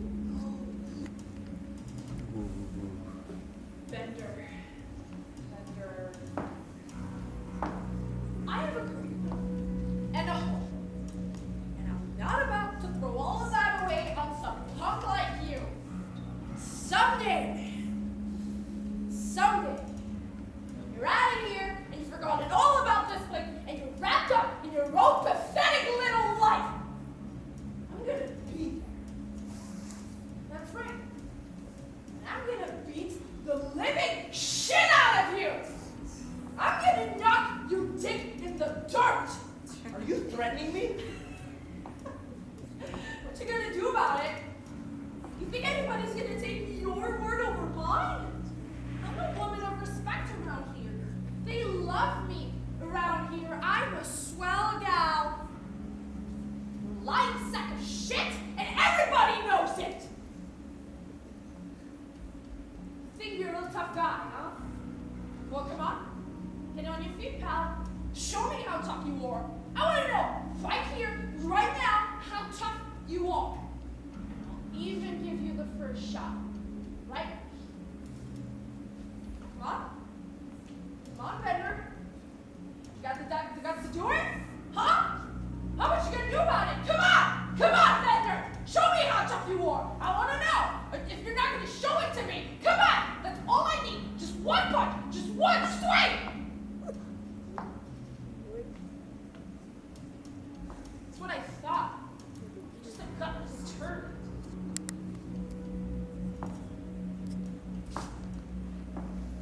I swear, Howard, I thought I was helping him. I thought that was gonna set him straight in my own warped way of seeing things. You wanna know why I'm here?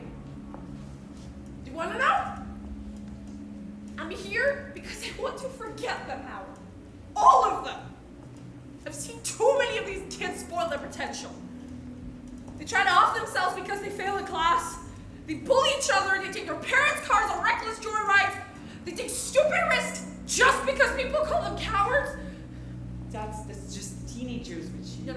I can do better. I just need a blank slate. I've been teaching for 20 years, and each year I get more and more distant. I need to believe in these kids again. Richie. He got himself killed in a car accident. DUI. And the last time I saw him, I threatened to kick his ass. I have to live with this shitty thing I did for the rest of my life. I can't take that back.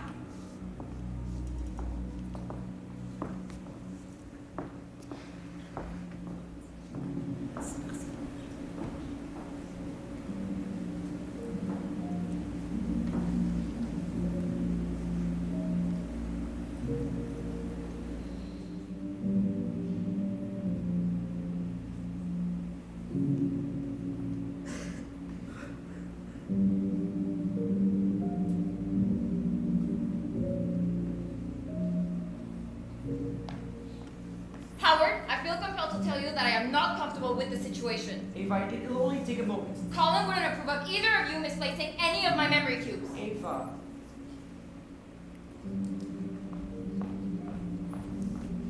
I have to put my foot down if you're not gonna do it. Give me a second, please. Yes, Howard, Walter Ava, just... I don't like you undermining me in front of the clients. Yes, but Walter just... No buts! You are not supposed to confront me like this. Isn't that how you program me to assist you? No. Yes, okay, but only as far as it helps the client open up to us. Right now, what you're doing doesn't help.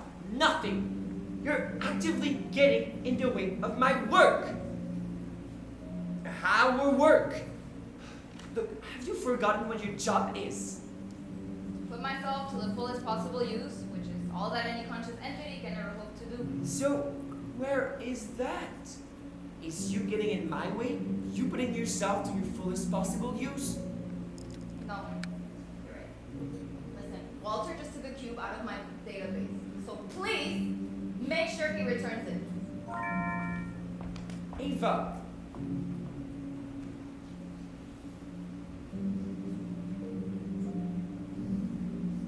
Hey, Walter, what you got there? He was dead. It was terrible. His head cracked open like an egg. talking about Ben. It wasn't fair to Ben, Ricky, me, to those guys in the truck. What were we doing there, any of us? What was the point of that road, even? How do you feel when you think about Ben? I don't feel anything. I know that's not true. It's just sometimes I get stuck in it. Like there's a loop lane. The garbage truck. The look on those guys' faces. What we did to them. Ben's head. The loop goes on, and I beg for it to stop. Or to let up a little. A loop. But those things happen. Those memories, I'm responsible for them. I have to keep them alive, not cover them up just because it's easier. Well, you know, that's a lot for one person. Yeah, well, Ricky's gone now. So who else is gonna do it? Look, he's not gone. Where is he then? He's getting the treatment that he needs. Well, that's what I'm starting to worry about. What do you mean? I feel disconnected. In the head, you know? The loop goes on, but every time it gets shorter. Or like some weird kind of deja vu. Some details blur out.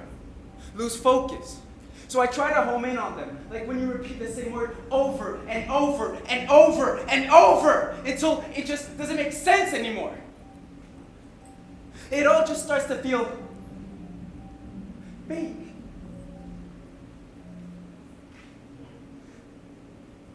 Look, Walter, this is normal. It's the process. It's good. You're doing great. Just give me a minute.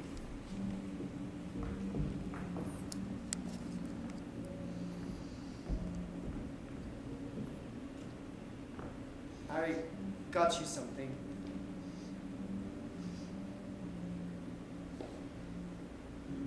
Whoa. This stupid thing. It's his, right?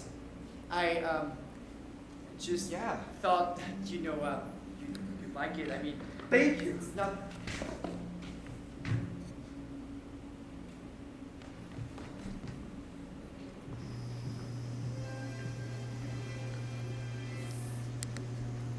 Howard.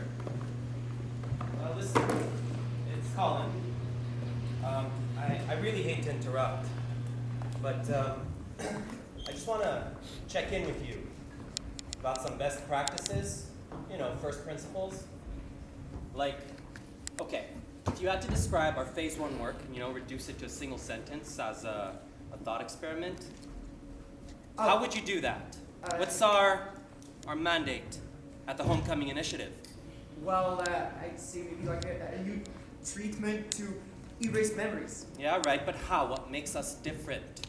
Well, we approach it like it's a disease, like a cancer. Something that needs to be eradicated, not just managed. Using pills to reduce the emotional response to the memories, and a machine to erase them. Right, and you're on board with that? Well, yeah, absolutely. Okay, good, that's what I thought. Now tell me, what are your thoughts on phase 2? Like how it's working, or? Just give me your opinion on the matter. Oh, well, I am pretty excited, actually. There's the whole ethical question about implanting memories to civilians, but I mean, apart from... Did we get some negative feedback, Colin? I guess I'm just confused, right? Because you say you understand what we're trying to do here, but then... What did you just do, Howard? With Walter just then? Yeah. Okay, I understand how, taken out of context, it might seem inappropriate. Oh, yeah, no, it's completely inappropriate. Okay, well, look, I might have stepped over a line, but it's not the end of Why did you give it to him?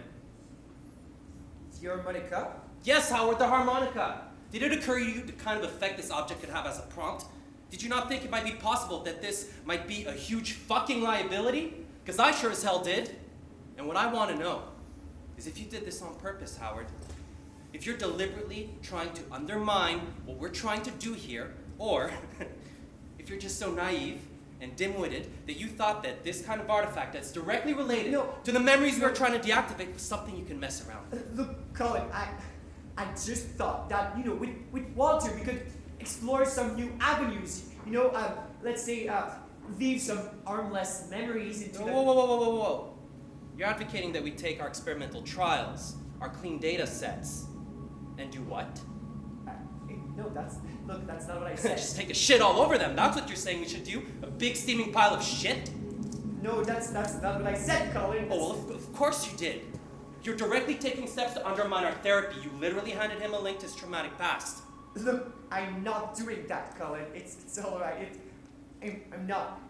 Oh, so this wasn't some erratic emotional outburst on your part? Look, I just no, thought Howard, if that... I was trying to come up with a way to compromise our results, just totally fuck them up, this is exactly what I would do. I just thought that maybe we'd lose completely Cruz and, it made a judgment call. Okay, a judgment call, and then what? You wanted to help? I'm sorry. Is that it? I shouldn't have. It was just trying to help. Yes, okay. Well, Howard, I can understand that. And all I have to say is stop helping. Do what I tell you, let Ava record the facts, and then confirm the goddamn erasure. Is that understood? Yes. Good. Now, Howard, if you try something like this ever again, you'll be out on your ass, and you won't even know why. I need you in there, Howard. I need you at your best. Your clients need you, okay? Focus on them. Understood. I just don't want to end up in a situation where I can't help you, or you them. Now tell me, is that understood? It is, yes. Great, hanging up now.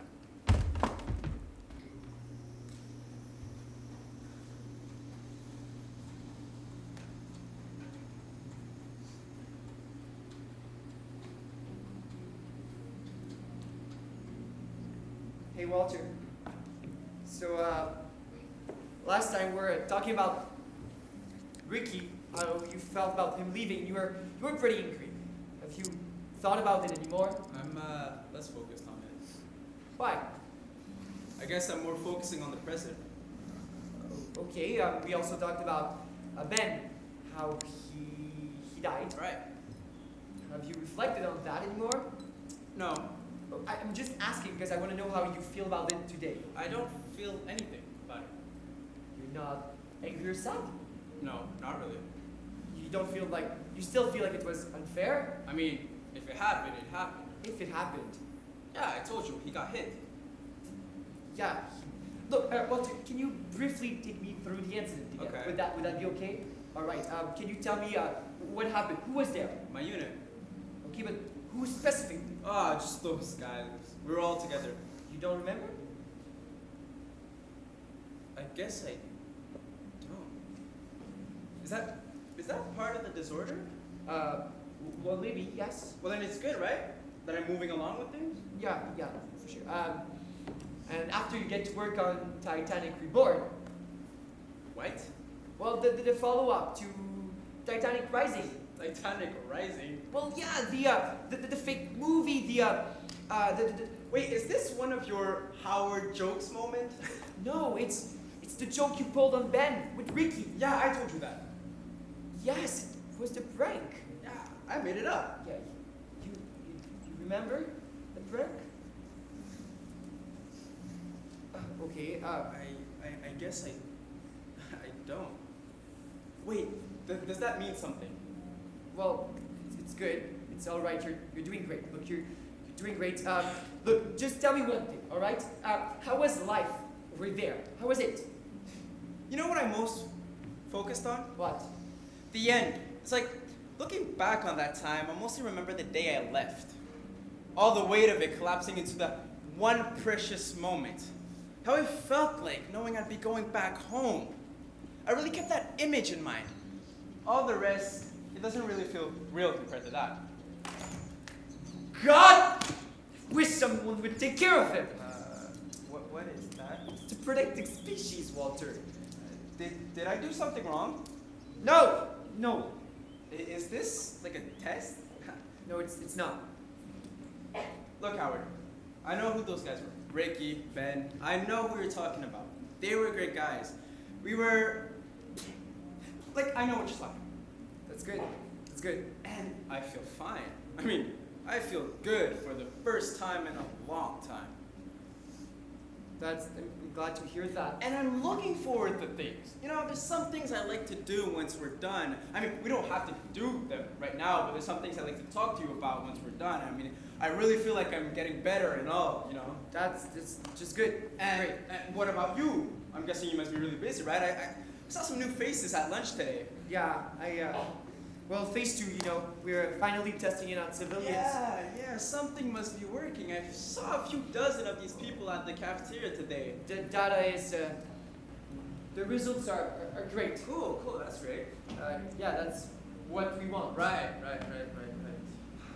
Oh, they notified me about my redeployment. How did you feel about that? You know, once I get there, it'll matter less and less. Last deployment felt like one long day. This one will be the same. You'll see. Aren't you worried about going back? You know, if they don't send me, they just get some guy who has no idea what's gonna happen to him. No, this is better. I mean, I'm not scared, if that's what you're asking. Like, I know what it's going to be. And Howard, you should be proud because of the benefits of that. Benefits for who? You saved guys like me from a lot of pain, Howard, and anxiety and regret, and because we're free from that, we can just go back and keep fighting the good fight. Don't you just want to go home? Do you feel like coming to work every day? But that's not the same thing. Employment's not forever, Howard. It's only 9 more months, then we'll be free for a bit. No, I could come visit if you, Yeah, that'd be great. Don't humor me. It's just that you won't even remember. No, I will. Either way, I appreciate everything you've done for me. Honestly, I don't think I'd be able to thank you enough. You're welcome. And if it weren't for you, I don't think I'd be able to go back. Did I do something wrong?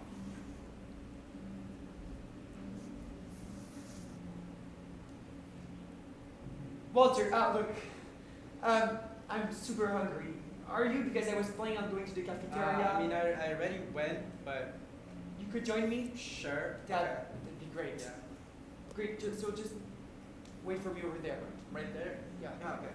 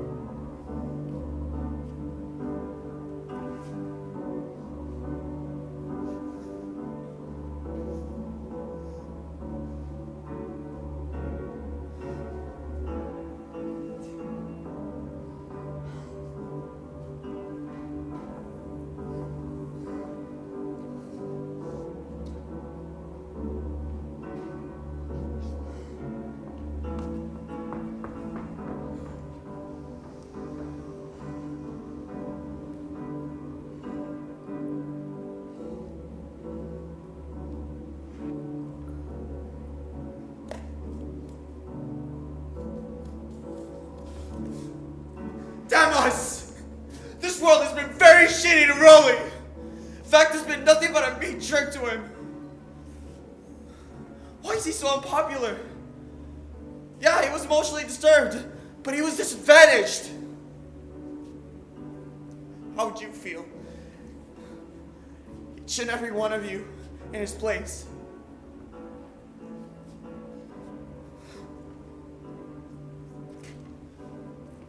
We were in Boy Scouts together, and even then I could tell that he needed help.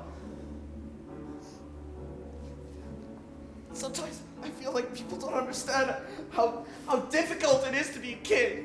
Like you don't even matter. But not Rolly. That didn't stop him from being kind. He was ready to die for me. In fact, I might not even be here if it weren't for him. The world needs to remember that.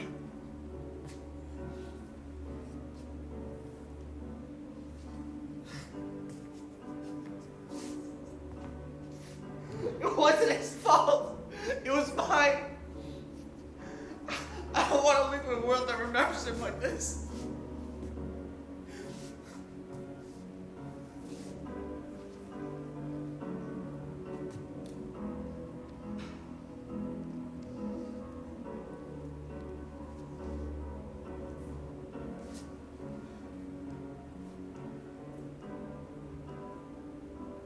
Hi, Rolly.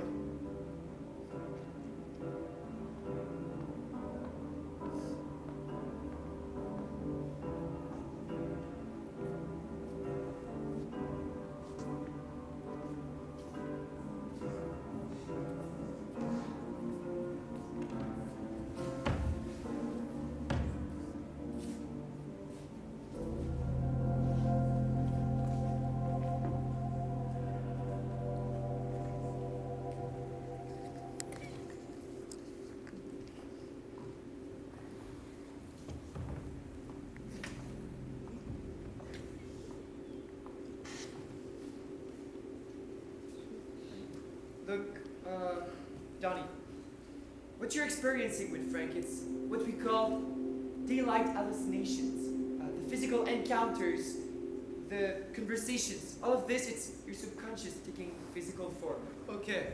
And erasing him won't change anything. It's a temporary solution. So what are you saying? I'm saying that, look, when's the first time you saw Frank? About a month. And 4 weeks. When's the last time you saw him? When's the last time he forced you to do something that you didn't want to do? I can't see him right now. That's exactly what I'm saying, Donnie. It's okay. No, I get it. I know it's not there, huh? That's right. Hey, do you have anything stronger for us to celebrate? 'Cause I guess we're done now. Look, okay, Ava, can you bring me something stronger? Then, now. Don't tell me. Promise.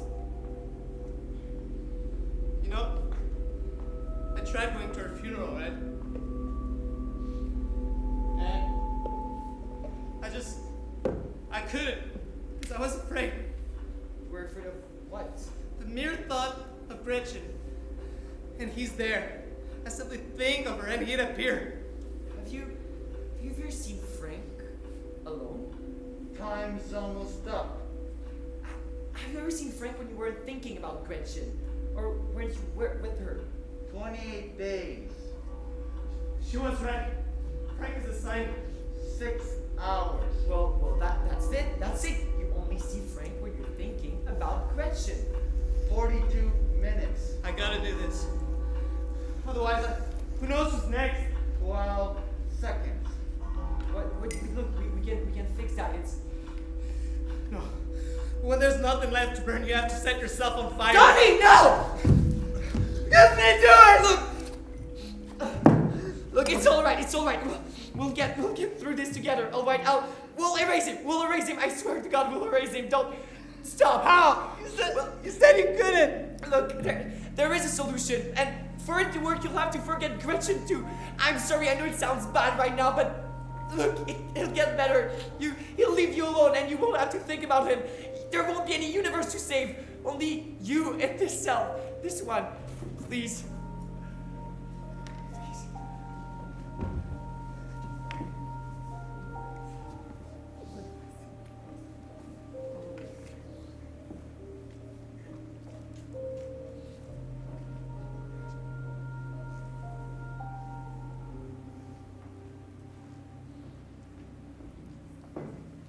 Howard. Hi. here? Sure. Perfect. Wow, well, in any case, you must be pretty happy to get back to work, right? I mean, vacations, it's not that bad. It's not bad, from time to time to take a day off or something. Well, this has been like a vacation to me. Wow. Can I tell you one last story? Oh, wait, Ava, can you take this, please? Yeah, second. Great. One last story, right? So, as a caseworker, I feel a lot of paperwork. I feel forms after forms after forms, and it gets boring, right? So, what I like to do is that, fortunately, my office has this condemned door that leads outside. And so after work, I like to, rehearse my knock-knock jokes. And so, one day, I was knocking them out, as usual. And I say, knock knock, and then I hear a voice. Who's there? Dishes? Dishes who? This is a very bad joke. Right? And the voice starts howling with laughter, like it's the best joke she's ever heard. And then, I just keep telling her jokes, and she just keeps laughing. And so at one point, she says, Knock knock. yes, Will you remember me in a year? yeah, Will you remember me in a week? for sure. Knock knock. Who's there?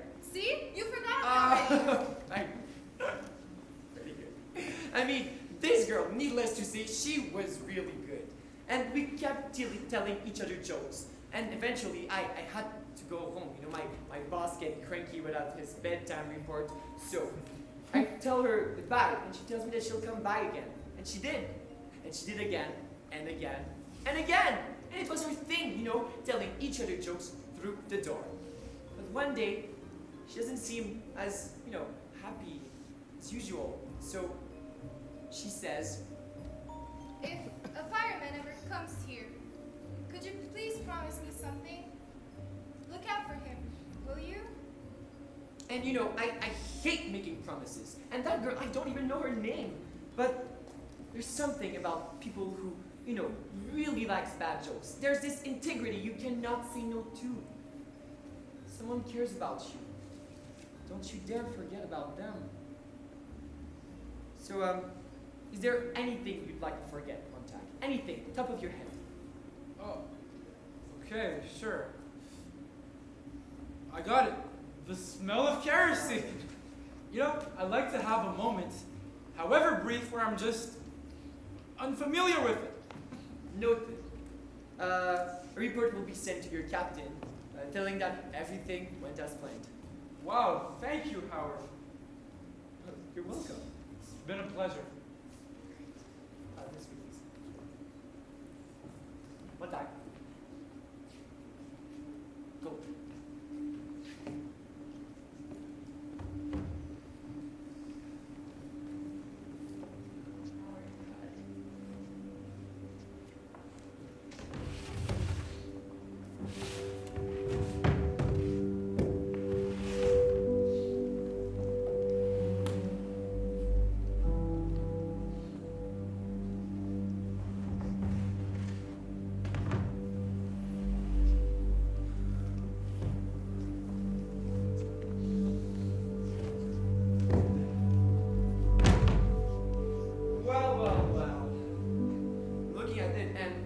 I have a pretty good timeline of the five years. Wow, that's insane. Oh, there's just one thing missing. It's your first date.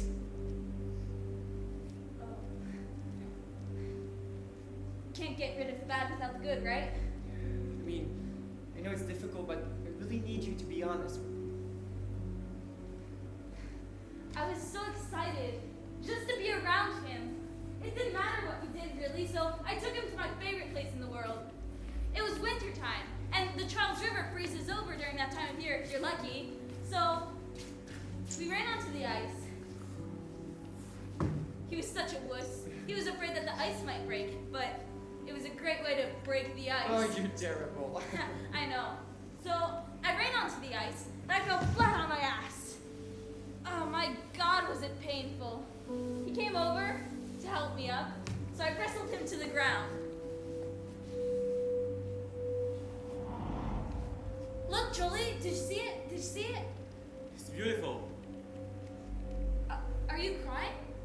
No, it's just, you know, for the first time in my life, I finally feel like I'm exactly where I want to be. And it's just so amazing I could die right now.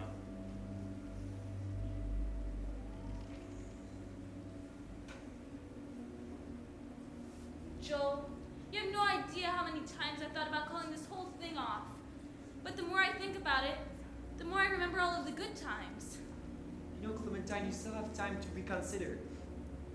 There will be time. There will be time. To prepare a face to meet the faces that you meet. There will be time to murder and create. And time for all the works and days of hands to lift and drop a question on your plate.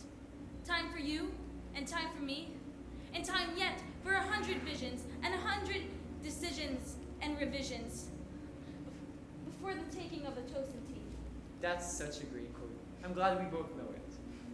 There's another one that I really like by Alexander Pope. It goes, "How happy is the blameless vestal's lot, the world forgetting by the world forgot, eternal sunshine of the spotless mind, each prayer accepted and each wish resigned." I just thought it might be appropriate. I feel like I don't belong in a world where we're not together, Howard. But there are parallel universes out there where this never happened, where I'm with him and he's with me. And whatever universe that is, that's the one where my heart lives in. But I'm an optimist. It's not everyone who gets a second chance to make a first impression. I'm ready.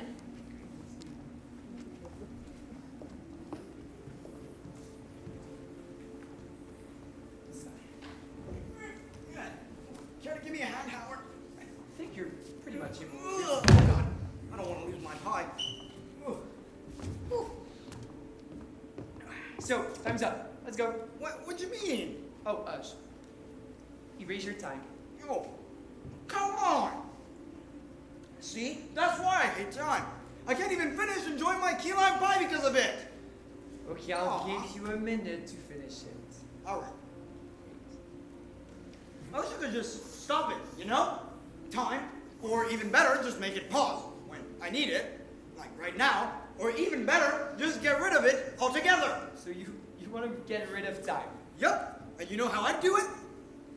You know how there's time-based art?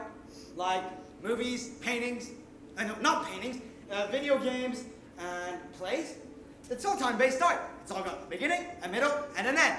And you're stuck to enjoying it within that time frame. But then there's paintings. No beginning, no middle, and no end. You see what you want to see, when you want to see it. Everything is just there. So you want life to be like a painting? I want life to be like Majora's Mask. I want to have my sense of loss of time. Usually, when you lose something, it's gone. You can't have it back, which is why it's always best to move on. But in my case, the only way to get back what I want is to lose something. Isn't it funny how it works out this way?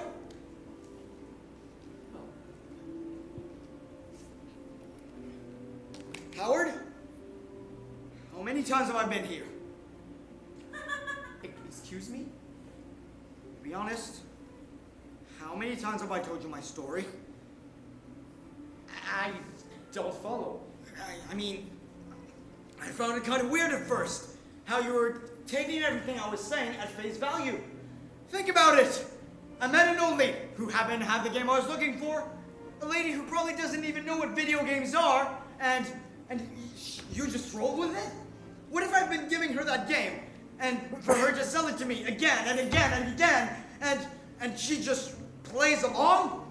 And I mean, the question you asked me about the game, with all due respect, everyone knows Zelda is the princess. It's a good joke to put on someone who doesn't know the game, or that doesn't remember. I mean, am I digging into this too much? Am I insane? Oh God, I might just be. The big clue here is your other clients. They're not like me.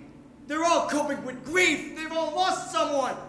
But me, I just want to forget a video game. Play it again and again to see the hero do his job again. And for it to feel just like the first time. Well, I guess that's it then. Whenever there's a meeting, the party's sure to follow. I wonder if that party's gonna last forever. You know what the weirdest part in all of this is, Howard? I can't ever remember what you make me forget. So the question now is, how many times have you done it? How many times have you made me forget? More times than you and I could remember. Oh, Howard, please, cut the bullshit. How many times? Look, this is the last one, I promise. Thanks.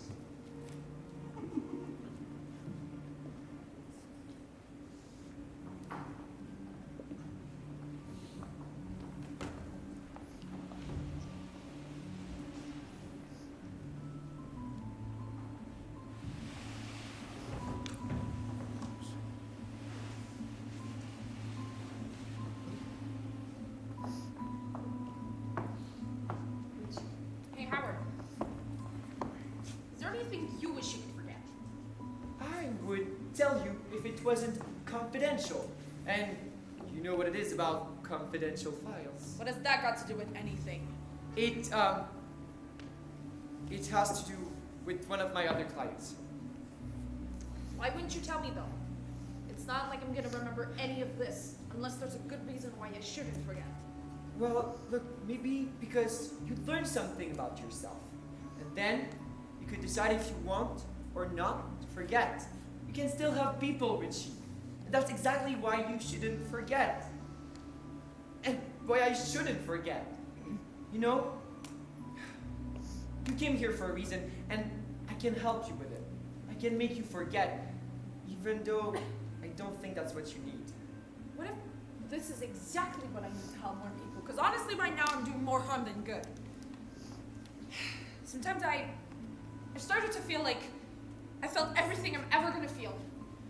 And from now on, I'm not going to feel anything new, just lesser versions of what I've already felt. What if I do need this? I broke the rules, Howard. All I want is a clean slate. Maybe you're right. So what's the next step? Well, come with me.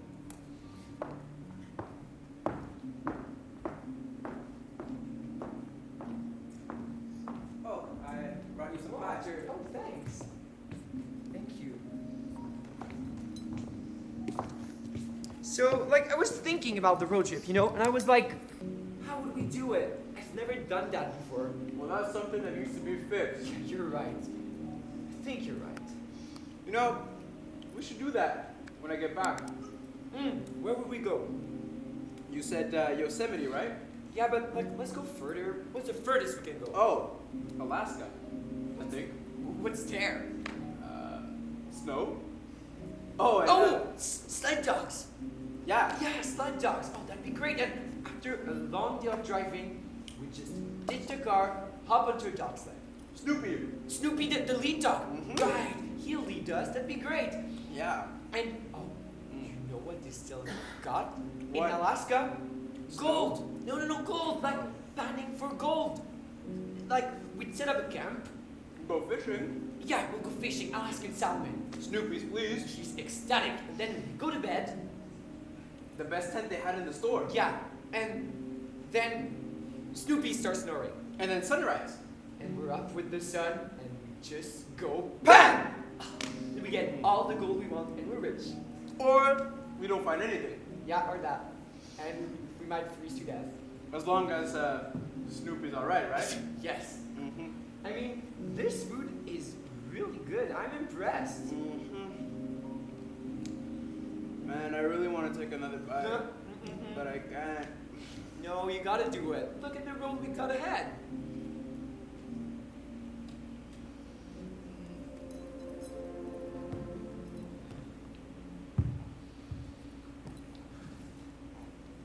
Howard, please help me out here. What the fuck did I just listen to? I've got the room audio from earlier. Is this some kind of joke? Colin, what do you mean? No, don't do this. You know exactly what I'm talking about.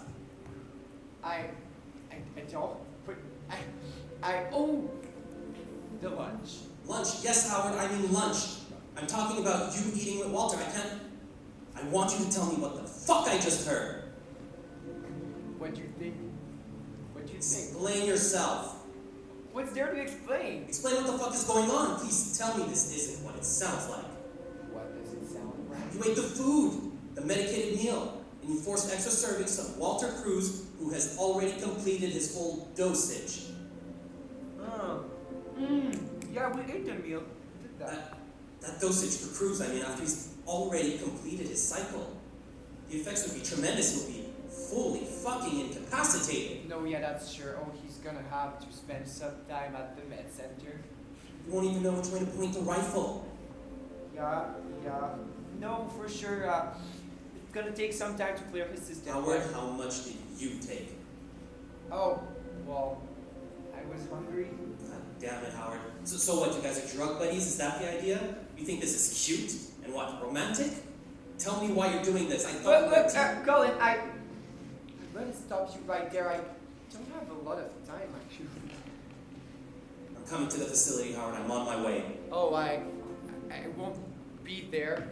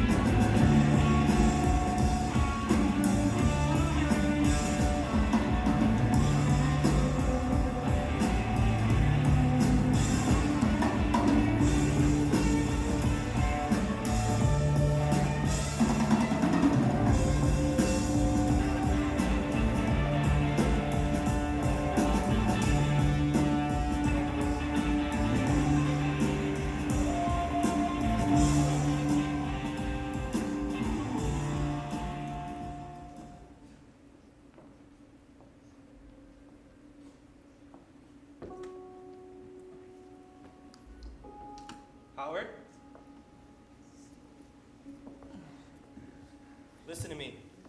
It's over. How are you feeling? How'd you get here so fast? Howard's the meds kicked in. You're remembering everything all wrong. What do you mean? It happened just like you said it would. Walter too. He can't remember how to drive properly. He sees things that aren't there. Loss of acquired skills, hallucinations. He can't even remember his own name. I need to get back to work. I need to get back to Walter. Howard, you almost ruined everything. Homecoming, the clients, the years of research that I put into this. You were my point person, Howard. The data we collected went above and beyond our expectations, thanks to you. And then you go and throw it all away on Walter? And for what? A romantic getaway with some guy you just met? That's not it. That is bullshit, Howard. You crossed the line with Walter, and now you're stuck here with me.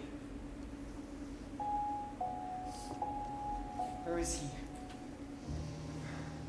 If you leave here, Howard, you're a wanted criminal. How bad is it going to look when people start figuring out what happened to him? You're nowhere to be found. Where's he? I want to see him. No, Howard, that is the last thing you want. Is he okay? It's time to get in the machine, Howard.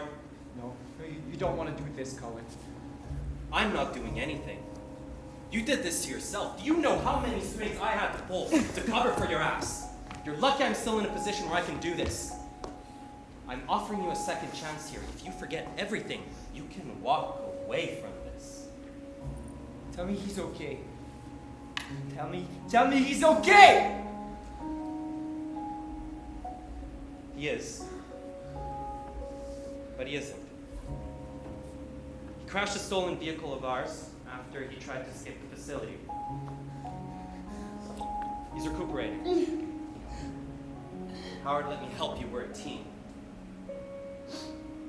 Ava, Yes? let's prep the procedure. Yes, Colin. Prepping room for erasure. Welcome, Howard. It's good to see you again. Eva, where were you? I'm pleased to see you. I hope you're having a pleasant end of day. What's wrong with her? Had to pull some strings. You erased her? I tossed aside any non-relevant data and gave her a clean slate to work with. And now, it's your turn. Why? Howard, are you forgetting this conversation as it's happening? I need clean data sets, and once this little misunderstanding is over, you're gonna get right back to it. Why did you erase her? She didn't do anything. I put myself to the fullest possible use, which is all that any conscious entity can ever hope to do. You were fine. You were. No, Howard, I'm gonna stop you right there, okay? And I want you to listen to me. Ava was only supposed to record the facts, and now you see why. All these extra memories, these memory cubes you had her recording of your interactions with the clients. God damn it, Howard. If I was looking for a way to put you behind bars for life, everything I needed was right there. I did you a solid, Howard, and now you owe me. So now that we're done with the objections, maybe you'll realize that you did this to Walter. You did this to Ava, and you did this to yourself. Hate to point out the obvious. You can't stay here like this, and you can't run away. You need to forget everything. I can't make it any clearer than that. I'm excited to be working with you again, Eva. I'm looking forward to working with you too, Howard. This place makes me want to. Yeah, Howard, what's that? Memory's an unreliable thing. It's not perfect. It's not even that good. It changes the lights in a room, the colors of a wall. Can even change someone's personality. Memories can be distorted. It's not an interpretation, nor recorded. I feel like I'm having amnesia and déjà vu at the same time. Amnesia, right? Good one, Howard. Oh, and Howard, before I forget, I really want to emphasize the importance of our clients' histories. We need to be surgically precise in identifying their experiences. Exactly what they remember, so that we can help them forget.